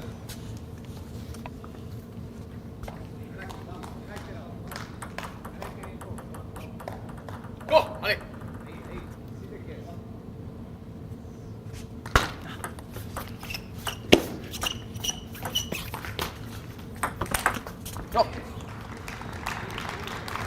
Well, that was a fun point to watch, and it's really look at that right there. He dives for the ball. It's a good example of just the workhorse nature of Gonzalez. He's one of the fittest and strongest athletes out there. If not the fittest and strongest, he's right up there. And he's able to cover a lot of ground with those legs, and he will dive and scrap for every ball.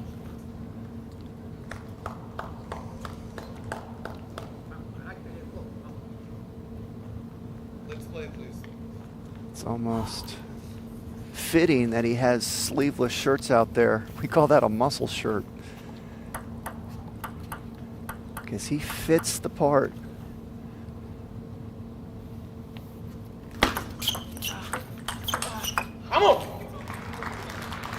And Gomez looked done just a few moments ago, and he's within 1 point of tying this game up.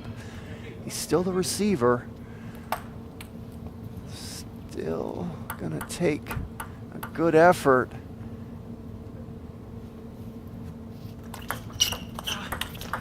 Oh, and an edge from Gonzalez to win the third game, 11-9, stops the run of Gomez. Let's look at a couple replays that last game.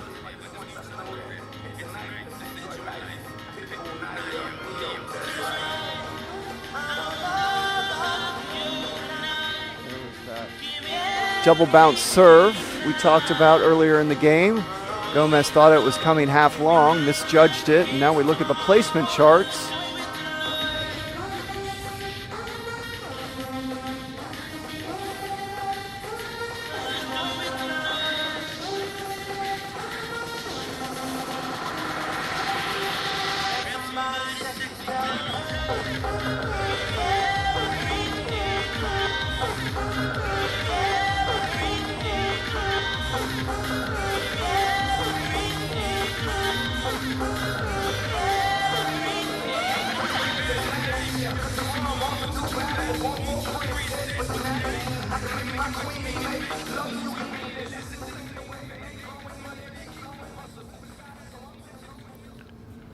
Game 4. Gonzalez to serve. 0-0.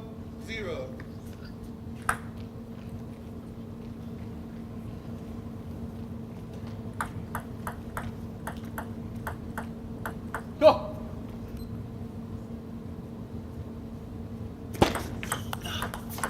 Hey! 1-0. Go! I've been so impressed this tournament with the play of Daniel Gonzalez. I've watched him play over the years. Go! And he has really improved his game. And this is the most impressive I've ever seen him look. He has really upped his game in all aspects. His backhand's better, his forehand's better, serves are better. There's a nice receive. 2-1. And he is right now 1 game away from advancing to the semifinals of the Pan American Cup, and that would be quite an accomplishment for him.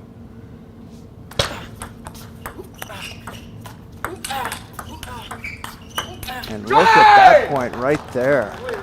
That's just too good from Gonzalez. Gomez was putting all kinds of pressure on him, and he had an answer. Backhand and forehand able to hang with the speed of Gomez.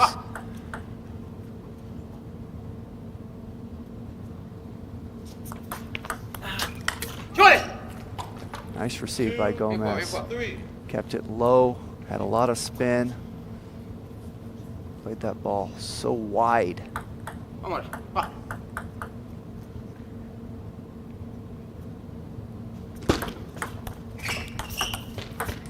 Oh, that's just beautiful.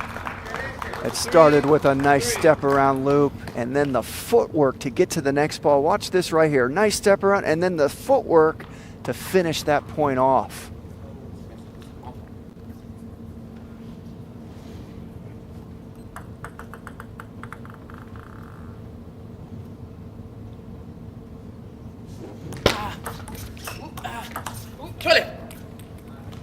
4-3.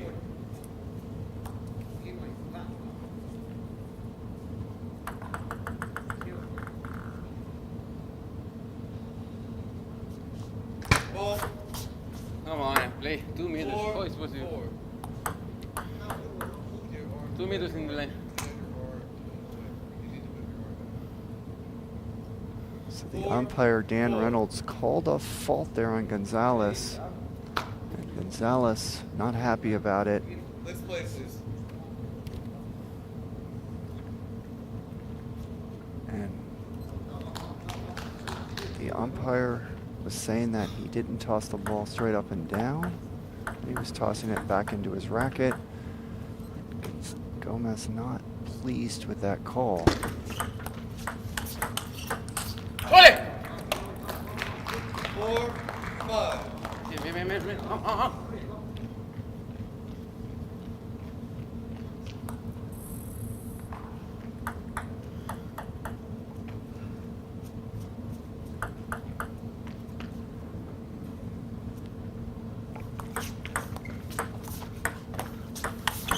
Jolly!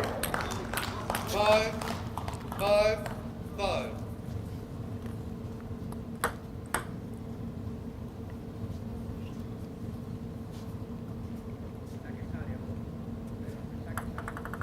Dale.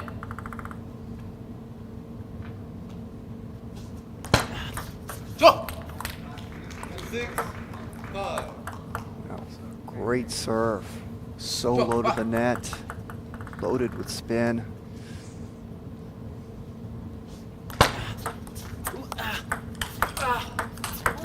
Jolly! 6-6. And that's just too good by Gonzalez. Just working so hard out there. Using those legs. Getting in his forehand beautifully this match. He's stepping around. He's running wide to his forehand. He's all over the place. And just pressuring Gomez.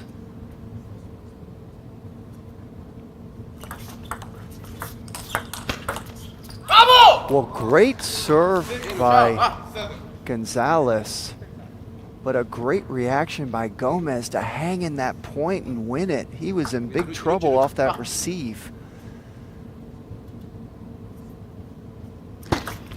Left. 6-7.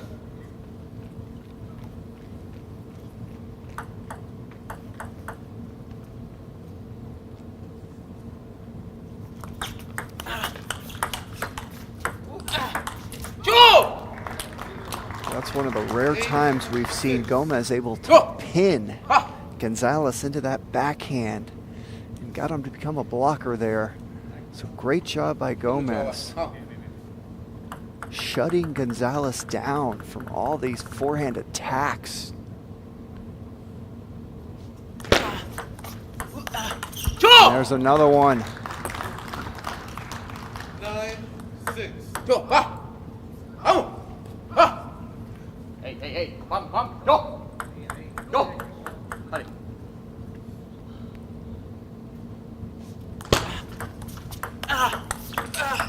And again, Gomez figuring out how to pin Gonzalez on that backhand side the last 3 points, and he's taken a 10-6 lead.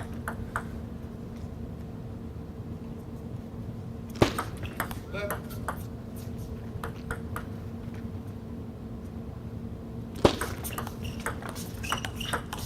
¡Qué buena! And again, Game 4. you can see the strategy playing out for Gomez.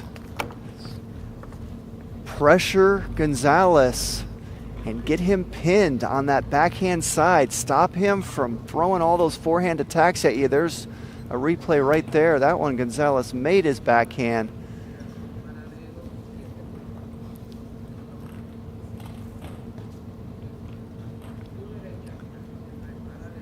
So great job by Gomez. Figuring out how to win a game, get on the board and extend this match. Now we look at the placement charts.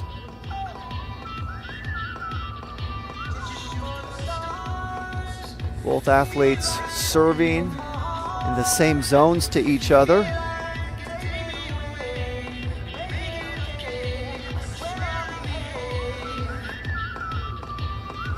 And there you see Gomez winning a lot of points to the backhand side of Gonzalez. That's where you see all that red paint. We just saw him do that 4 times in a row to win that game.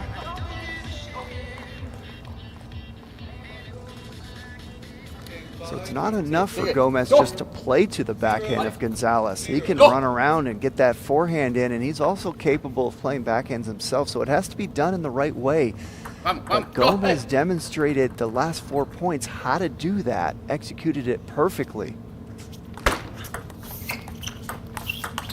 Shoot it! 1-0. Eso es para abajo. Vamos. Ahora.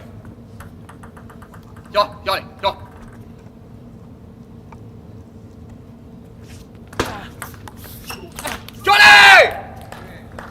1-1. And you heard the vocal cords Johnny! of Gonzalez that point, because he had just lost 5 in a row going back to last game. And so he was quite excited to finally win a point.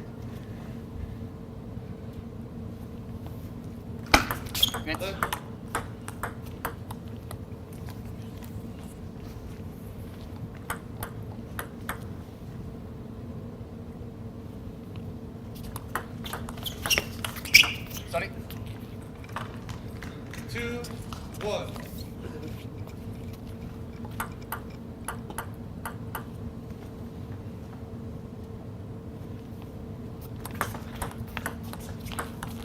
Buena. 2-2. That was well done by Gomez, stepping all the way around and banana flipping that ball with perfect location. Gonzalez was not expecting him to go wide to his forehand there.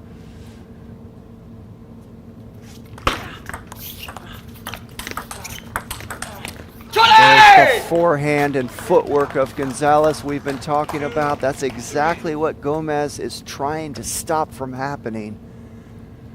Once Gonzalez gets going with that forehand and those legs, he's hard to stop.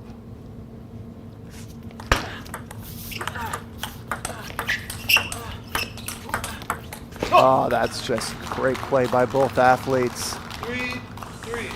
Bien, buena. Muy bien. Eso es. Ah.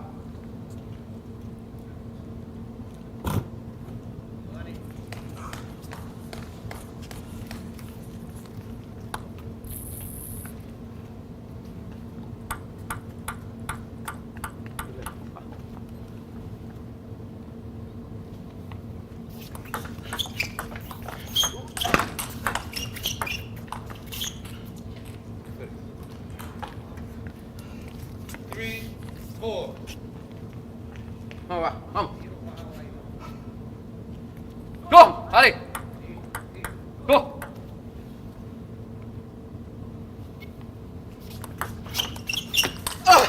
¡Johnny! ¡Vamos! So Gonzalez can see and feel that Gomez is starting to get a rhythm. He won the last game and he's off to a pretty good start this game. So you hear Gonzalez getting more vocal and emotional out there. Trying to get himself pumped up. 5-4.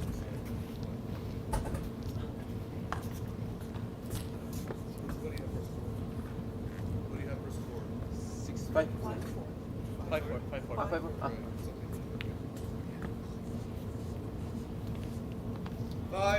5-4.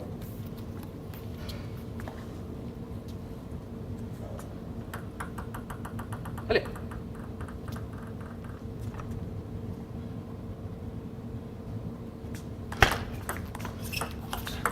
¡Choo! 4-6. Entramos, va. Bien. More. Chole.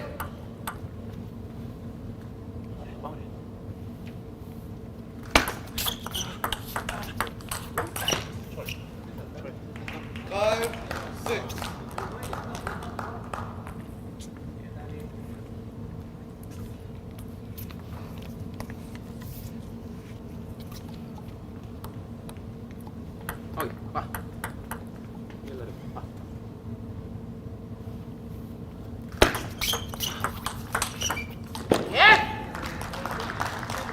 Great defense by Gomez. Bien jugado, bien jugado. Working the wide forehand of Gonzalez. Gonzalez was wanting to step around, running towards his backhand side there. Gomez widely played another ball out to the wide forehand. That can be a very effective strategy for someone that likes to step around a lot from their backhand side. You can not only go once to their wide forehand, but you play the very one back to the forehand. 7-5.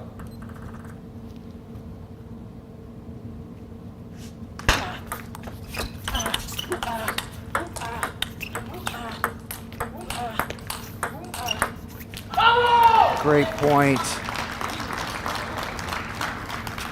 8-5. Bien, vamos.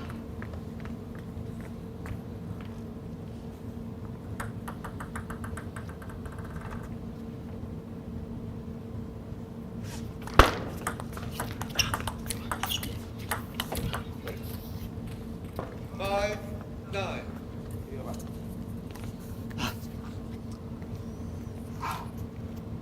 Vamos, vamos.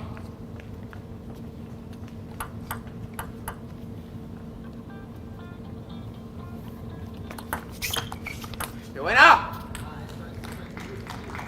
Muy bien, vamos, vamos. 10.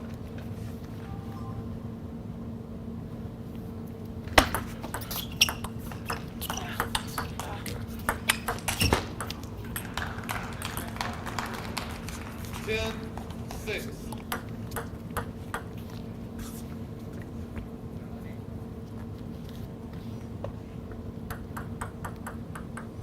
Vamos, va.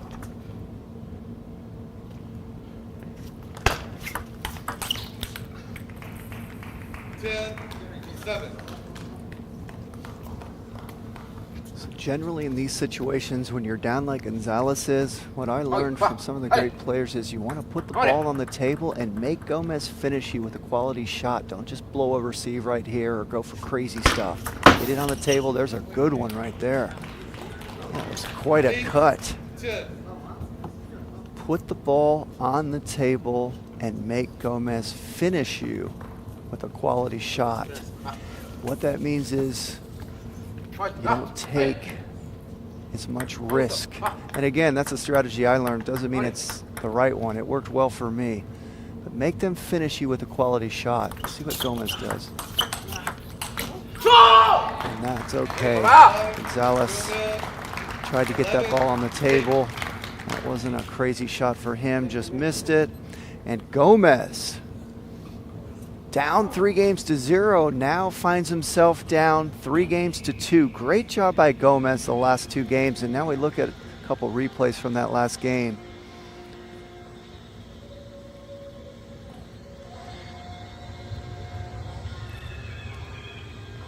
Now the placement chart.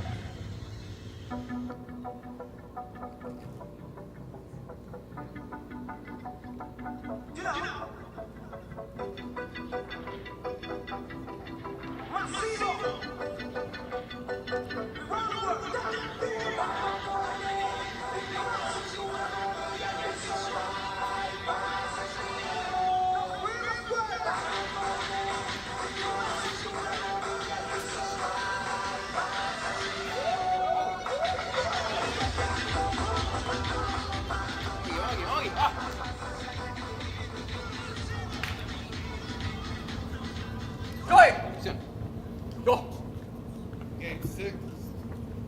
Game 6. Mr. Gonzalez to serve. Hey. 0-0.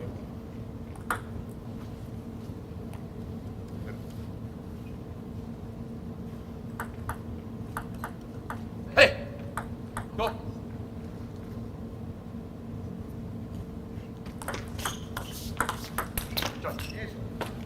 1-0. Gracias, Adel. 0-0. So they're calling that a let serve, even though they played it out. Both athletes agreed that it was a net serve.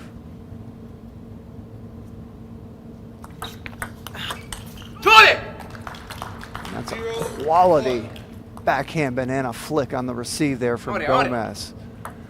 As a server, that's what you don't want your opponent to do, is put that kind of pressure on you.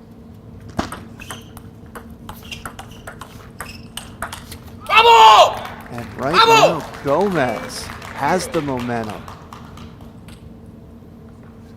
Things can change so quickly in sport, and we're seeing that happen right now. Gomez was down 3-0, but the last 2 games and the start of this game. Oh, great job by Gonzalez to get on the board this game. Gomez is in quite the rhythm.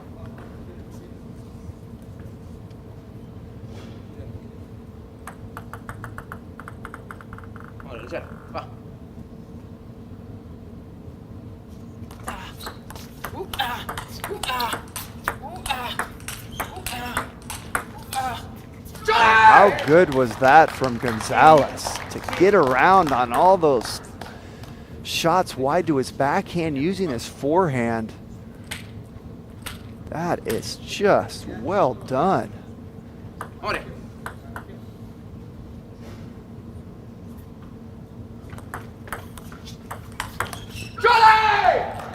That receive popped up on Gomez, but the idea is correct. Gonzalez is running around from his backhand side, taking all those forehands. So you need to start working the wide forehand of Gonzalez to keep him from doing that so much. There you go, right there. And Gomez showing his intelligence, realizing, okay, Gonzalez, if you're going to start running around your backhand side, taking all those forehands, I'm going to start playing you wide to the forehand. Make you think twice about that.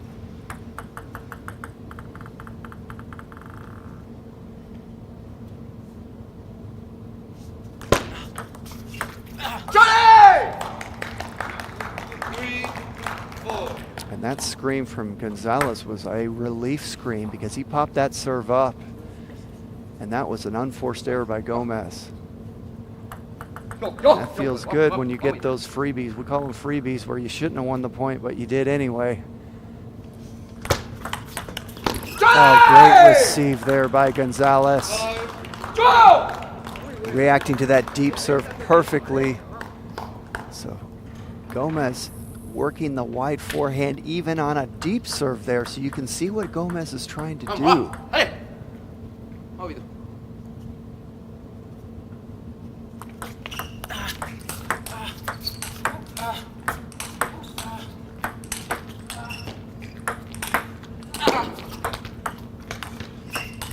Oh, what a point, and what a finish from Gonzalez.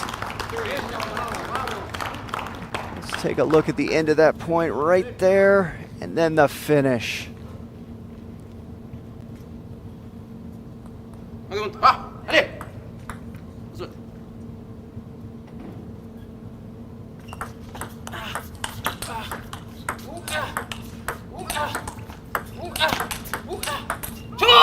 Great point again. Things heating up out there.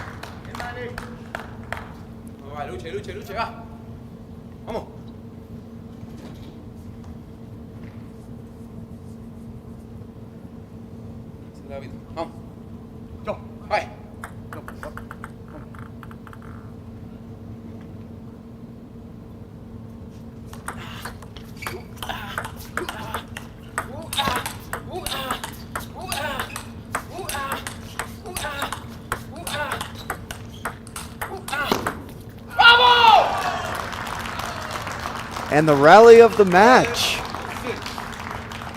Look at a replay. And look at that great retrieve there from Gomez. And we've seen just high-level table tennis going on this game. Point after point.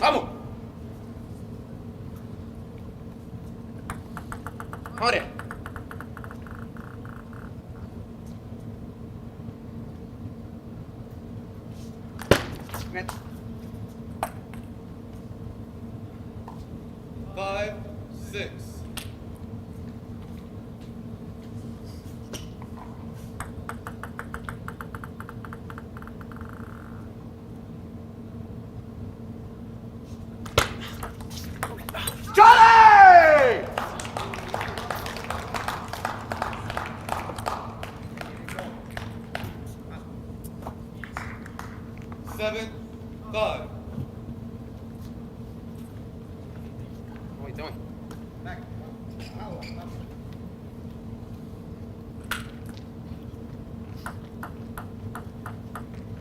Hey!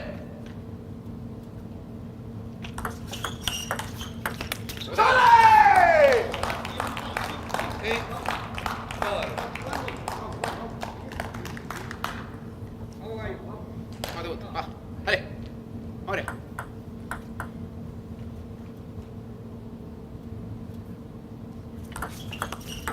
¡Qué buena! 2 deep serves in a row by Gonzalez. I felt like Gomez dealt with both of them really well that last point. Not the one he just won there, but the point before he kind of blew a forehand off the table. So good job by Gomez. Ready for the deep serve 2 times in a row.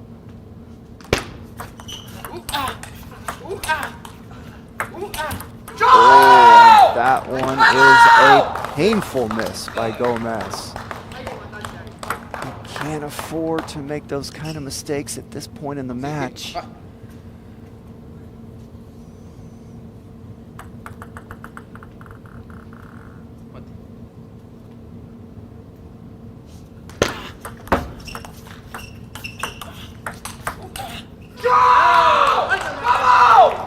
And the emotion of Gonzalez, who has his first match point.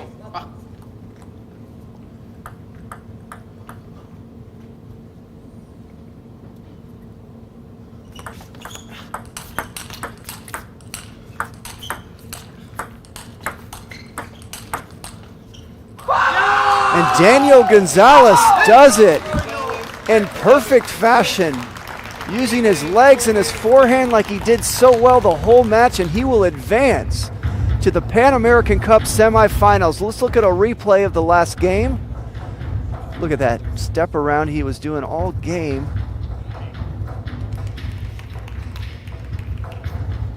And there's the winning point right there. And that last game had some great rallies as we look at the placement charts.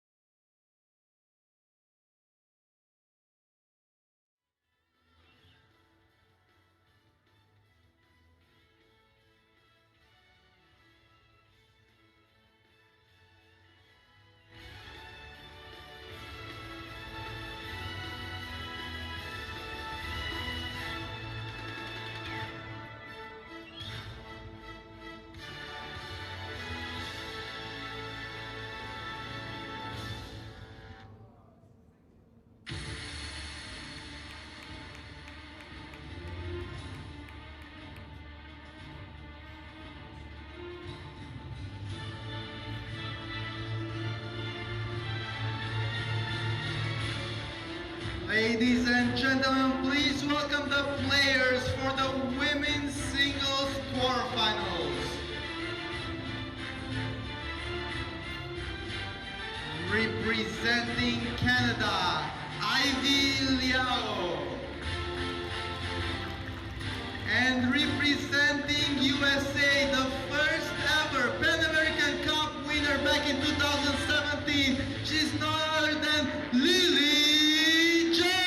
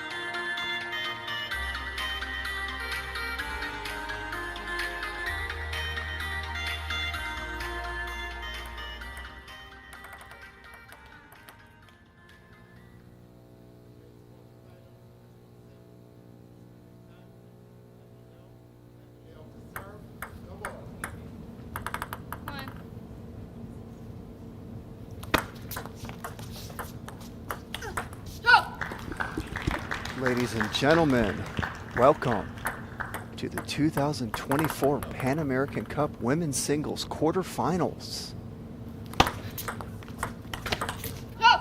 We are here in Corpus Christi, Texas. Great to have you all joining us. My name is Jimmy Butler, and we see Ivy Liao taking a 2-0 lead in this first game. Ivy Liao, ranked 383 in the world. She upset number 141 in the world, Melanie Diaz, in the last round. And you have Lily Jung,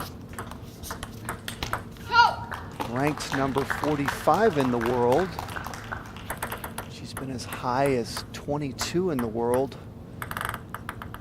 She's the highest ranked American-born female athlete this country has ever produced.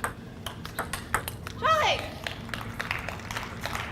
So you're looking at one of the greats to ever play the game for the United States on the American side, Lily Zheng.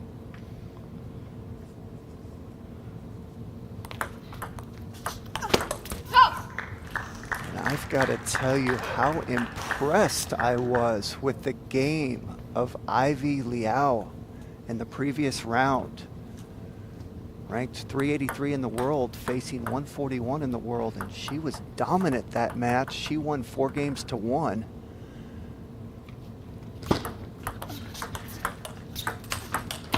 And I was just so impressed with how solid she was in all aspects of the game. Didn't make many unforced errors. Made her opponent earn every point. And look at that banana backhand flip right there off the Zheng serve. She put a lot of force on that receive to the wide forehand of Zheng and wins the point.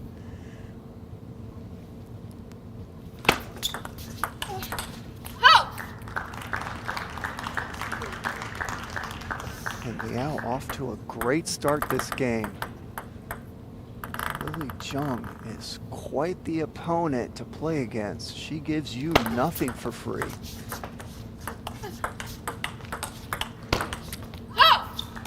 Zheng is so good at keeping her unforced errors to a minimum.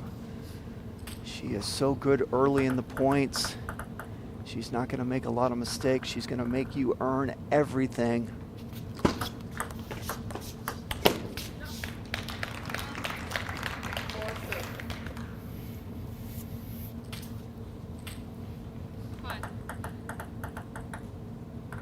Once that rally starts, Zheng is so consistent. And that right there is just too good from Liao. When you can misdirection Zheng like that and make her give you that look that you just saw, that's quite a shot.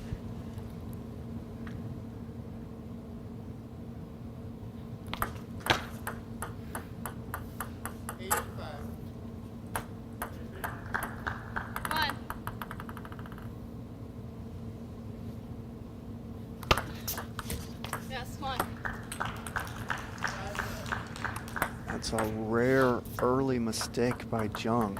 She's such a good receiver. She knows how to get that ball on the table.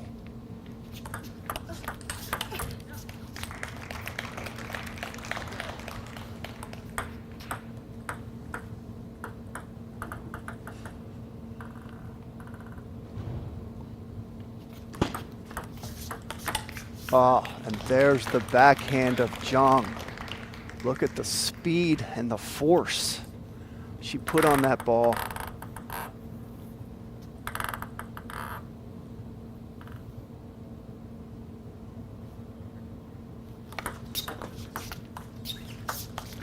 Oh, and Zheng would like to have that one back because she made a great receive. She jammed Liao into her body, had an easy ball there and blew it. Oh, that's just incredible. That's one of the more incredible shots of the tournament right there. What a reaction and finish by Zheng.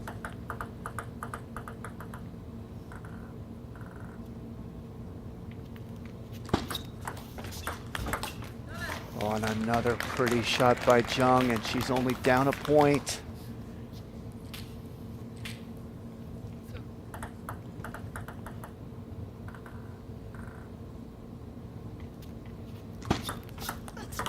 Oh, great job by Liao with the banana backhand flick off the Zheng serve to win the first game 11-9. Oh, that was so important for Liao to start this game good.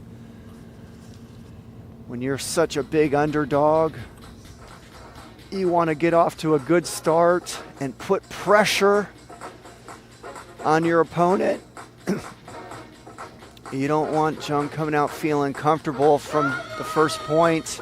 And that's exactly what Liao did. And now we go to the placement charts for that first game.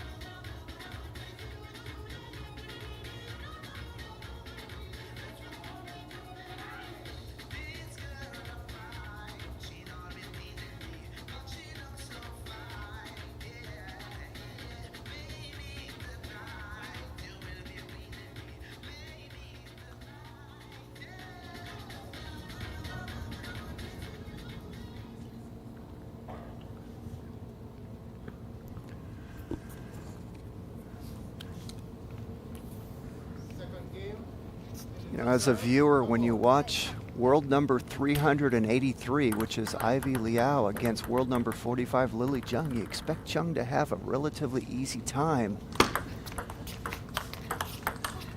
Charlie! But this is not going the easy way for Jung at all. Liao comes out and wins that first game. And now we've got a match.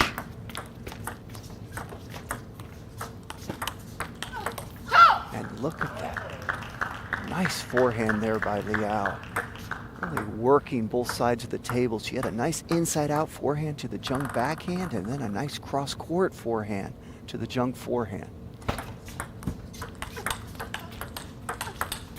Oh, beautiful speed and force on the backhand of Liao. You expect Jung to have an advantage backhand to backhand against Liao, but at that point, Liao showing you she's got some backhand speed of her own.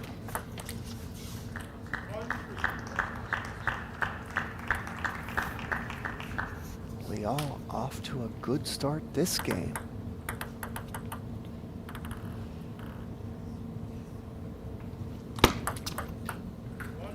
And now Jung missing her own serve. So this is what you want to do when you're playing someone ranked a lot higher than you. You want to pressure them from the start. You don't want them coming out comfortable. That's exactly what Liao's done. When you see Jung missing her own serve, she is not comfortable at all right now out there.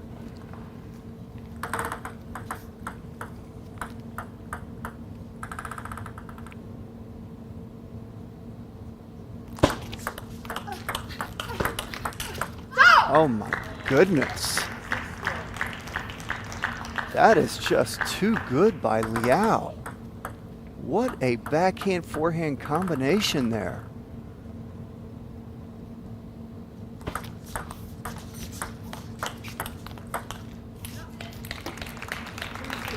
That time Jang was able to take some pace off the ball.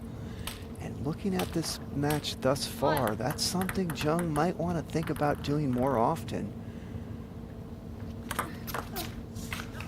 Because right now, Liao is on fire when you play her speed to speed. So why not back off a little bit and see if she can deal with the slow stuff. There's another kind of slow return there from Jung and won the point. And as a player, I was taught by a really good coach how to play slow balls and how to play against slow balls, and it's very effective at times, especially when you're playing lower ranked players. And the reason why is I can promise you that a player like Liao trains speed the majority of the time. And in fact, most athletes do. In their training, they're doing multi-ball training and all kinds of drills where they're playing speed, speed, speed, speed every day. And they don't play against the slow stuff as much. And a lot of time the lower ranked players have more trouble with the slow balls. You know, at the highest level, you're talking world top 50, top 100 players. They don't have as much problem with it. Start going into the 300 range, which Ivy Liao is, you need to test her with the slow balls and make sure she can deal with those as well, and not only give her speed. That's exactly what Jung did the last few points. She backed off, which is less risk for her, played some slower balls, and Liao struggled 一个 with 正 it. 常的，准备这边。好，他这边和这边下旋拉成反手过。上旋有斜线，但是你现在是你得继续往下跟着走，你不能打了一个球我停下去怎么没有思路？好。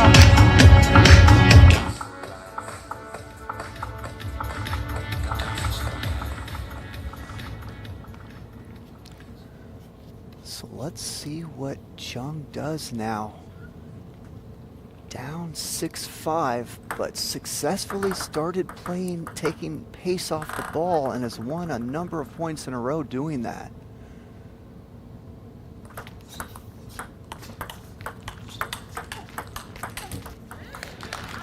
That was a nice rally there.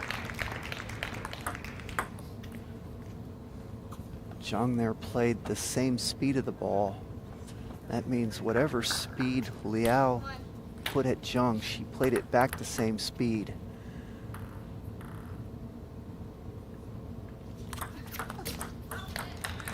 And there's a nice serve by Jung into the body and middle of Liao, coming at a very opportune time and takes a 1-point lead.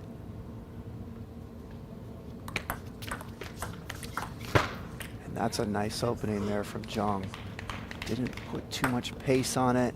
I think it's so important for Jung to start getting the ball on the table at all costs and not worrying about playing it with so much speed. See, she didn't have to re-loop that ball so hard. It's higher risk. And Liao is actually good at dealing with those kind of balls. Oh, great opening. Angled there by Liao, out to the wide forehand of Jung. That's just too good.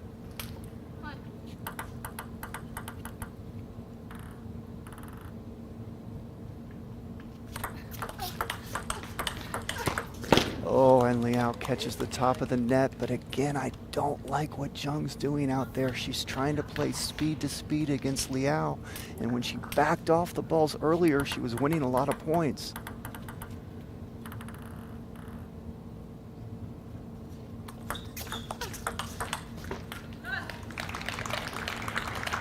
This is such an important game, really, for both athletes. Liao desperately wants to keep the pressure on Jung and get to a 2-0 game lead.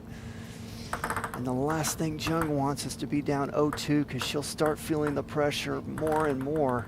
Here we go, 9-all.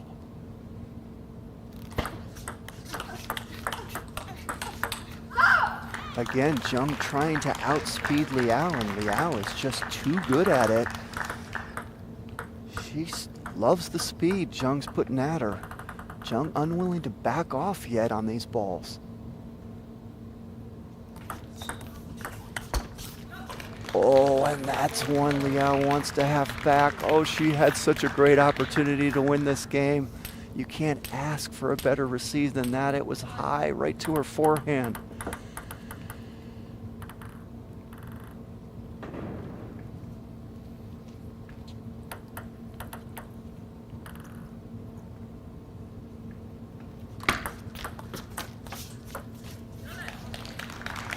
Here's the point of games where the pressure is different. You've seen now Liao make 2 bad unforced errors the last 2 times, and the reason is because we're at 10-all and 10-11 now. And she missed another one. 3 unforced errors in a row, and Lily Jung is on the board and ties this match up at 1 game apiece.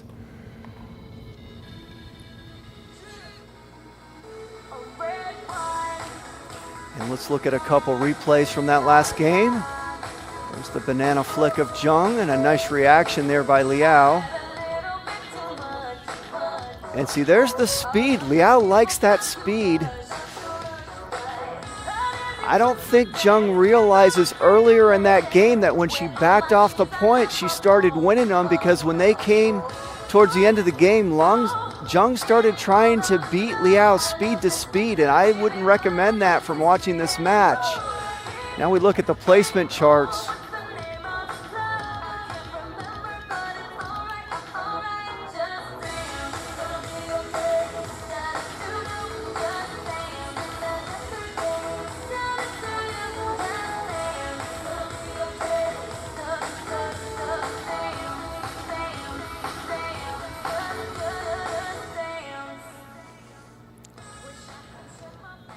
And Jung was able to win that game at the end because of the unforced errors by Liao. She made 3 unforced errors in a row. But when Jung tried to beat Liao with speed, it did not work that whole game.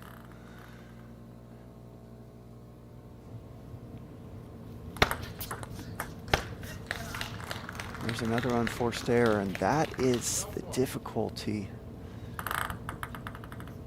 at the end of games, is your nerves are so different than at the beginning of games and in the middle of games. And you saw Liao there, she played so well that second game, and then right when the pressure was the most at the end, she made those 3 unforced errors in a row.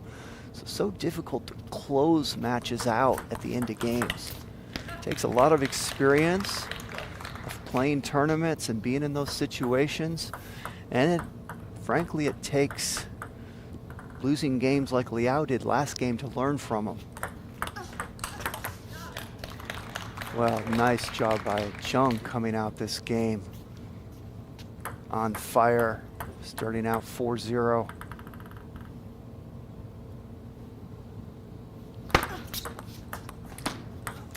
And now Liao has completely lost her rhythm. She could do no wrong the first game, and all the way to the end of the second, you saw those 3 unforced errors, and now she's completely lost herself.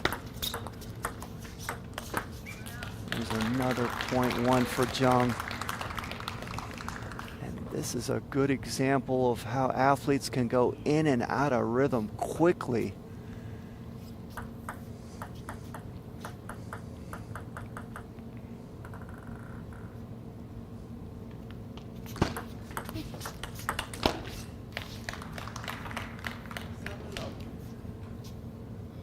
Now Jung is doing a great job of just putting that ball on the table. She recognizes Liao's struggling. There you go. Great job by Liao to get a point finally. But Jung recognizes Liao's having a hard time. So what you want to do when your opponent's having a hard time is you keep putting that ball on the table in the beginning of the rallies. Don't take risks. See, there's a nice safe receive. Oh, what a backhand by Liao. But I like what Jung's doing out there. Don't take risk in the beginning of rallies. Put the ball on the table and make Liao prove she can find herself again. And that was a good point. Speed to speed. That time Jung coming out on top.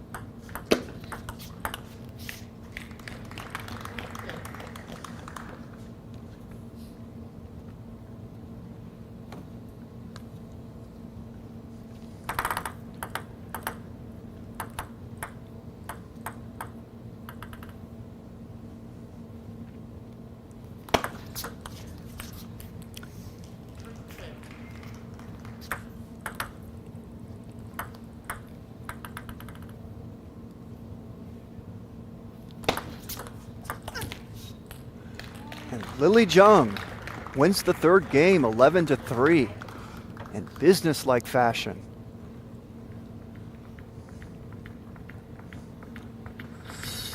And we look at a couple replays that last game.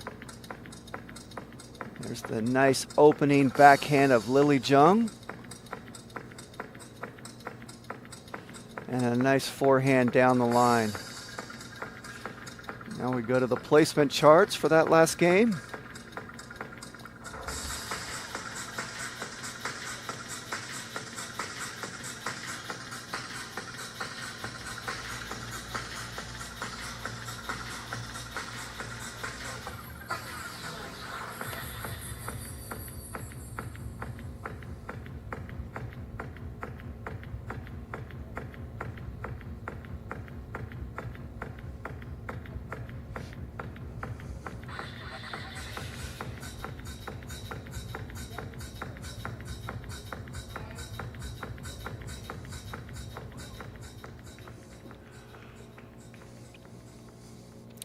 So if you're Ivy Liao, you need to find your rhythm again that you had in that first and second game, all the way to the end of that second. She was playing so well.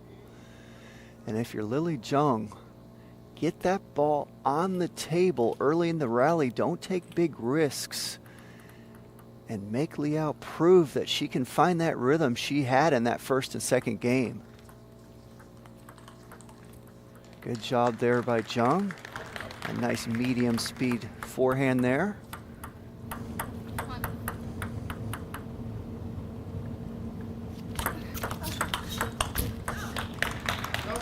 This is what Zheng is so good at. She's not going to make a lot of unforced errors. She has such good command of the table in the game early in rallies. And that is easier said than done. You see so many people blow receives and miss first openings and miss first blocks. She does not make a lot of mistakes early in rallies. She's really good at it, similar to Kanak Jha on the men's side. Kanak Jha made a statement that I liked and I share with other athletes I work with. He says he doesn't like to take risks within the first 2 shots of a rally. And what that means is a risk for him is to not play at such a pace where he's likely to miss it. And after the first 2 shots of a rally, you'll see him take more risk. Lily Zheng plays a similar strategy out there.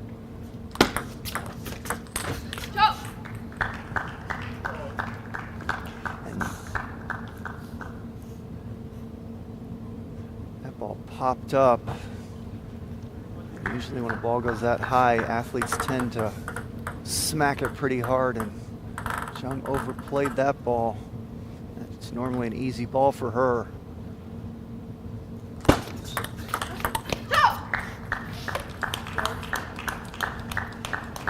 See, there's a ball where Zheng just went for crazy speed off of a very good backhand from Liao.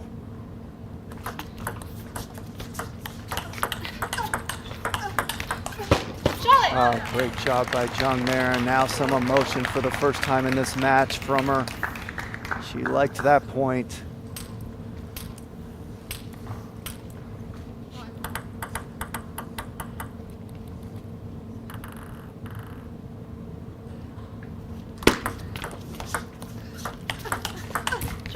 And I love that forehand get there by Zheng. See, she backed off. She took some pace off the ball. And that's giving Liao fits. When Zheng tries to re-loop it at high speeds, Liao likes it. Another nice slow opening from Zheng. Liao blows it off the table. So clearly Liao not as trained in the slow stuff as she is the fast stuff.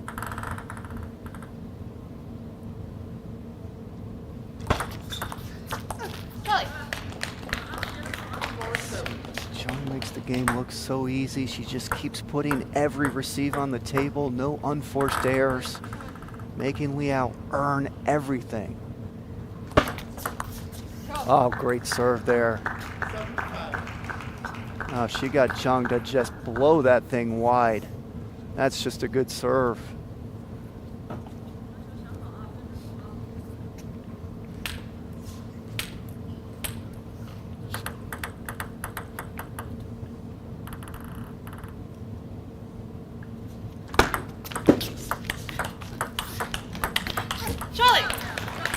Good job by Zheng, opening up with some medium speed stuff and then getting in some speed to win that point.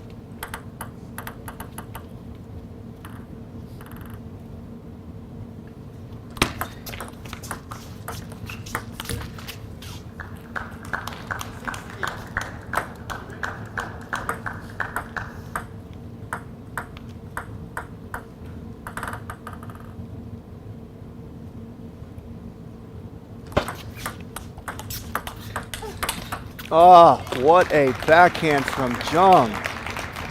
That is just too good. Loved how she built up that point. She opened up slow to medium, played another one medium, and then the backhand ripped down the line for a winner.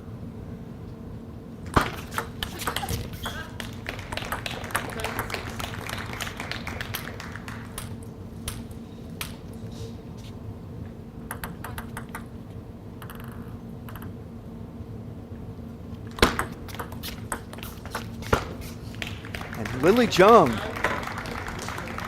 wins the game, 11-6.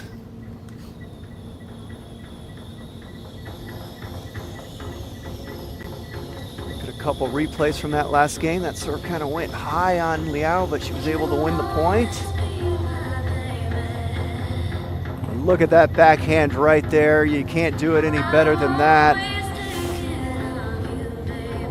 Let's look at the placement charts for that last game.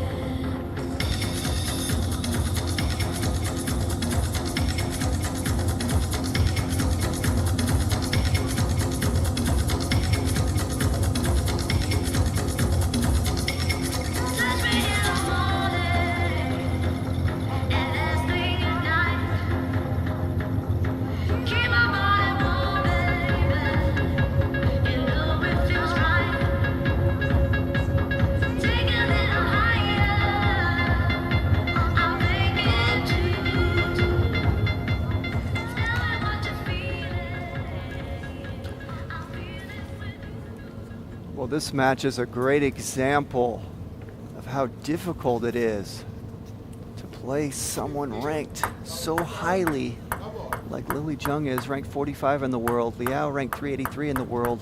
Liao won the first, was at 9-all in the second, made 3 unforced errors in a row. And now Jung is starting to heat up, and that was a great rally there and a 1 point by Liao, but Jung is now finding her rhythm, and Liao desperately needed that second game.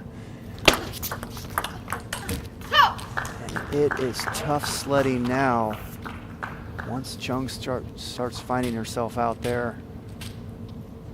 Good job by Liao coming out this game, winning the first 2 points.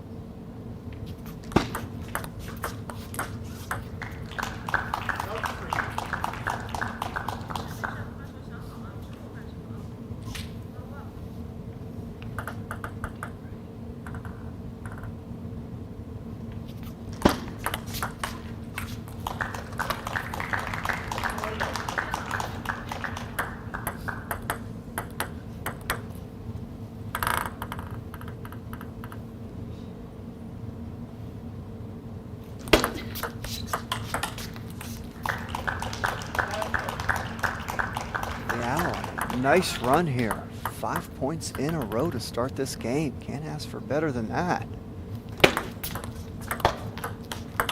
Oh, great job by Jung. Get that ball on the table. Liao struggling with those slow, high, spinny, arcing shots. No reason to take big risk in the beginning of rallies. And Jung gets on the board.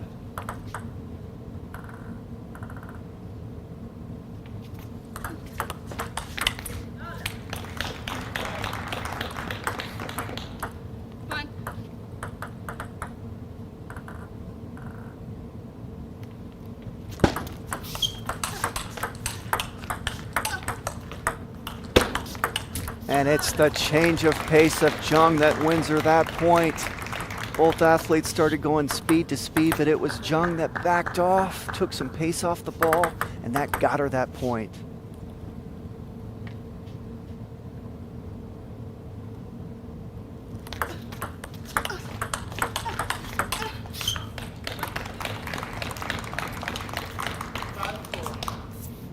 Jung is so good at extending rallies.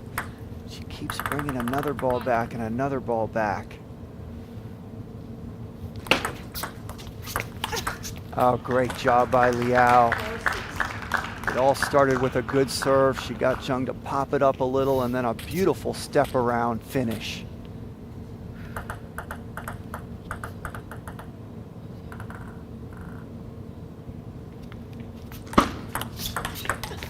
Jung going to the deep serve quite a bit recently and having success. There was another example of that.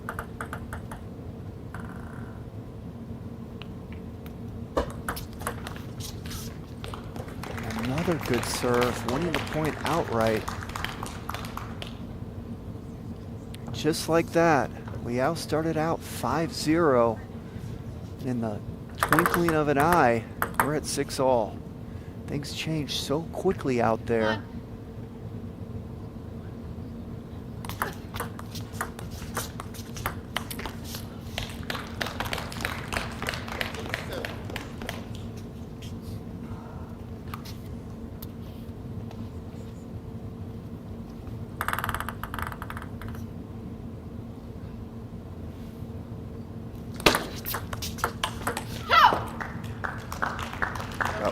nice job by Liao, dealing with that banana flip coming right into her body from Zheng. That was a pretty good receive, but an even better reaction.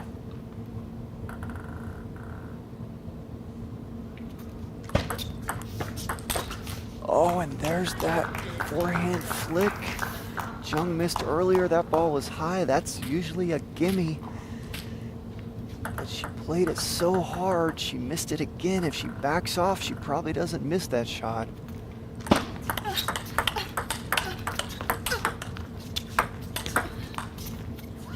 And there's the speed of Liao. Able to deal with the Lily Zheng backhand speed with some speed of her own. She's been so good at that this whole match.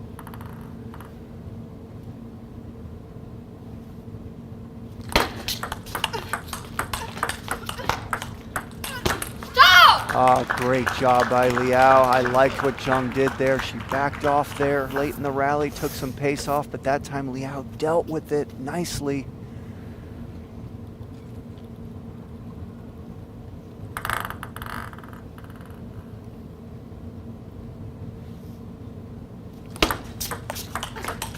And Liao wins the game 11-7, and we've got ourselves a great match going here. Let's look at a couple replays of that last game. Lily with the deep serve and the nice backhand to the wide forehand of Liao. There was the last point of that game, and now we're going to look at the placement charts.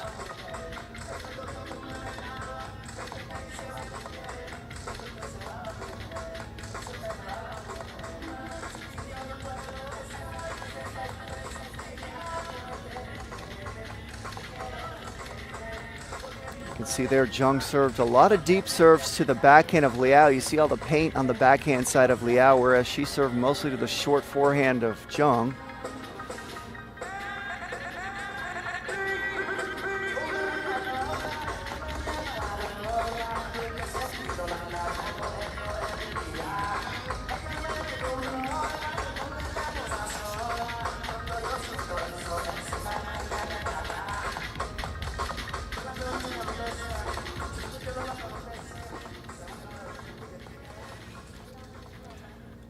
Well, Liao found her rhythm that last game because she lost it there after the end of that second game. There were several games where she totally lost her rhythm, and Zheng jumped all over her.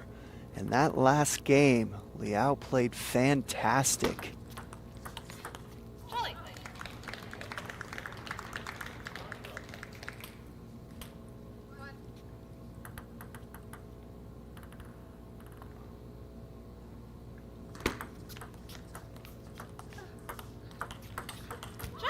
Good job by Zheng there. Playing that slow ball off of Liao's slow ball. Liao had that high arcing loop. Zheng could have jumped on that, but she played it back slow, built the point up, and won.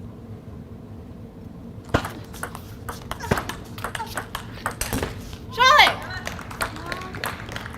Now you're hearing emotion from Zheng coming out this game.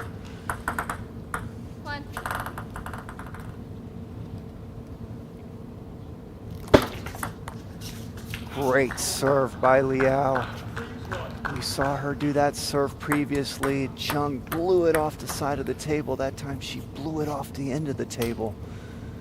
I expect Liao to go back to that serve later in this game. There's another deep serve by Zheng and a beautiful finish. Zheng going to the deep serve a lot lately. There's something she likes there. She keeps going back to it. Charlie! And another serve won by Zheng.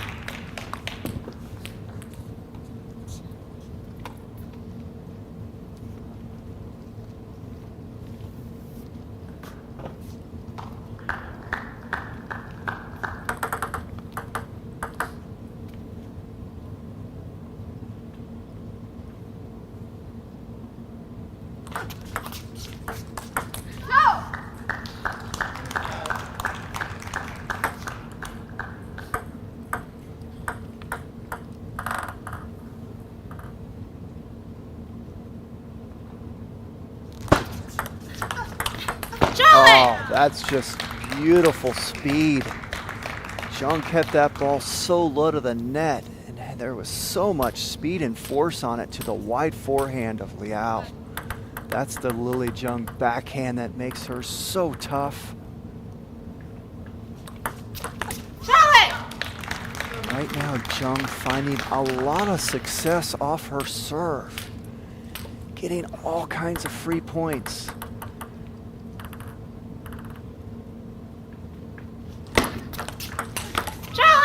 And Zhang right now in a perfect rhythm. Great job by Zhang coming out this game and stopping the momentum of Liao.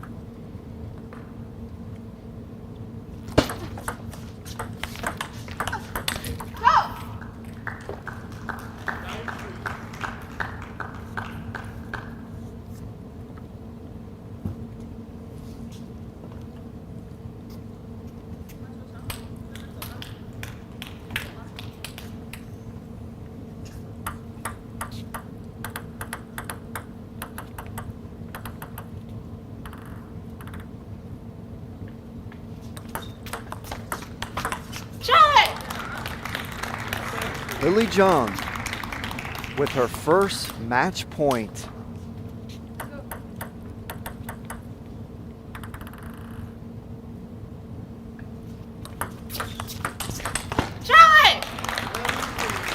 And Lily Zhang will advance to the Pan American Cup semifinal And we have with a 4-2 win over Ivy Liao of Canada. Pan American Cup, please everybody give up a round of applause for US Lily Zhang. And now we look at a couple replays of that last game. Take a look at the placement charts.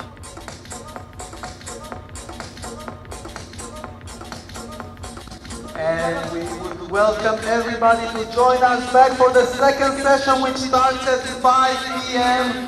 We will have 2 more semifinals in the men's singles, 2 semifinals in women's singles.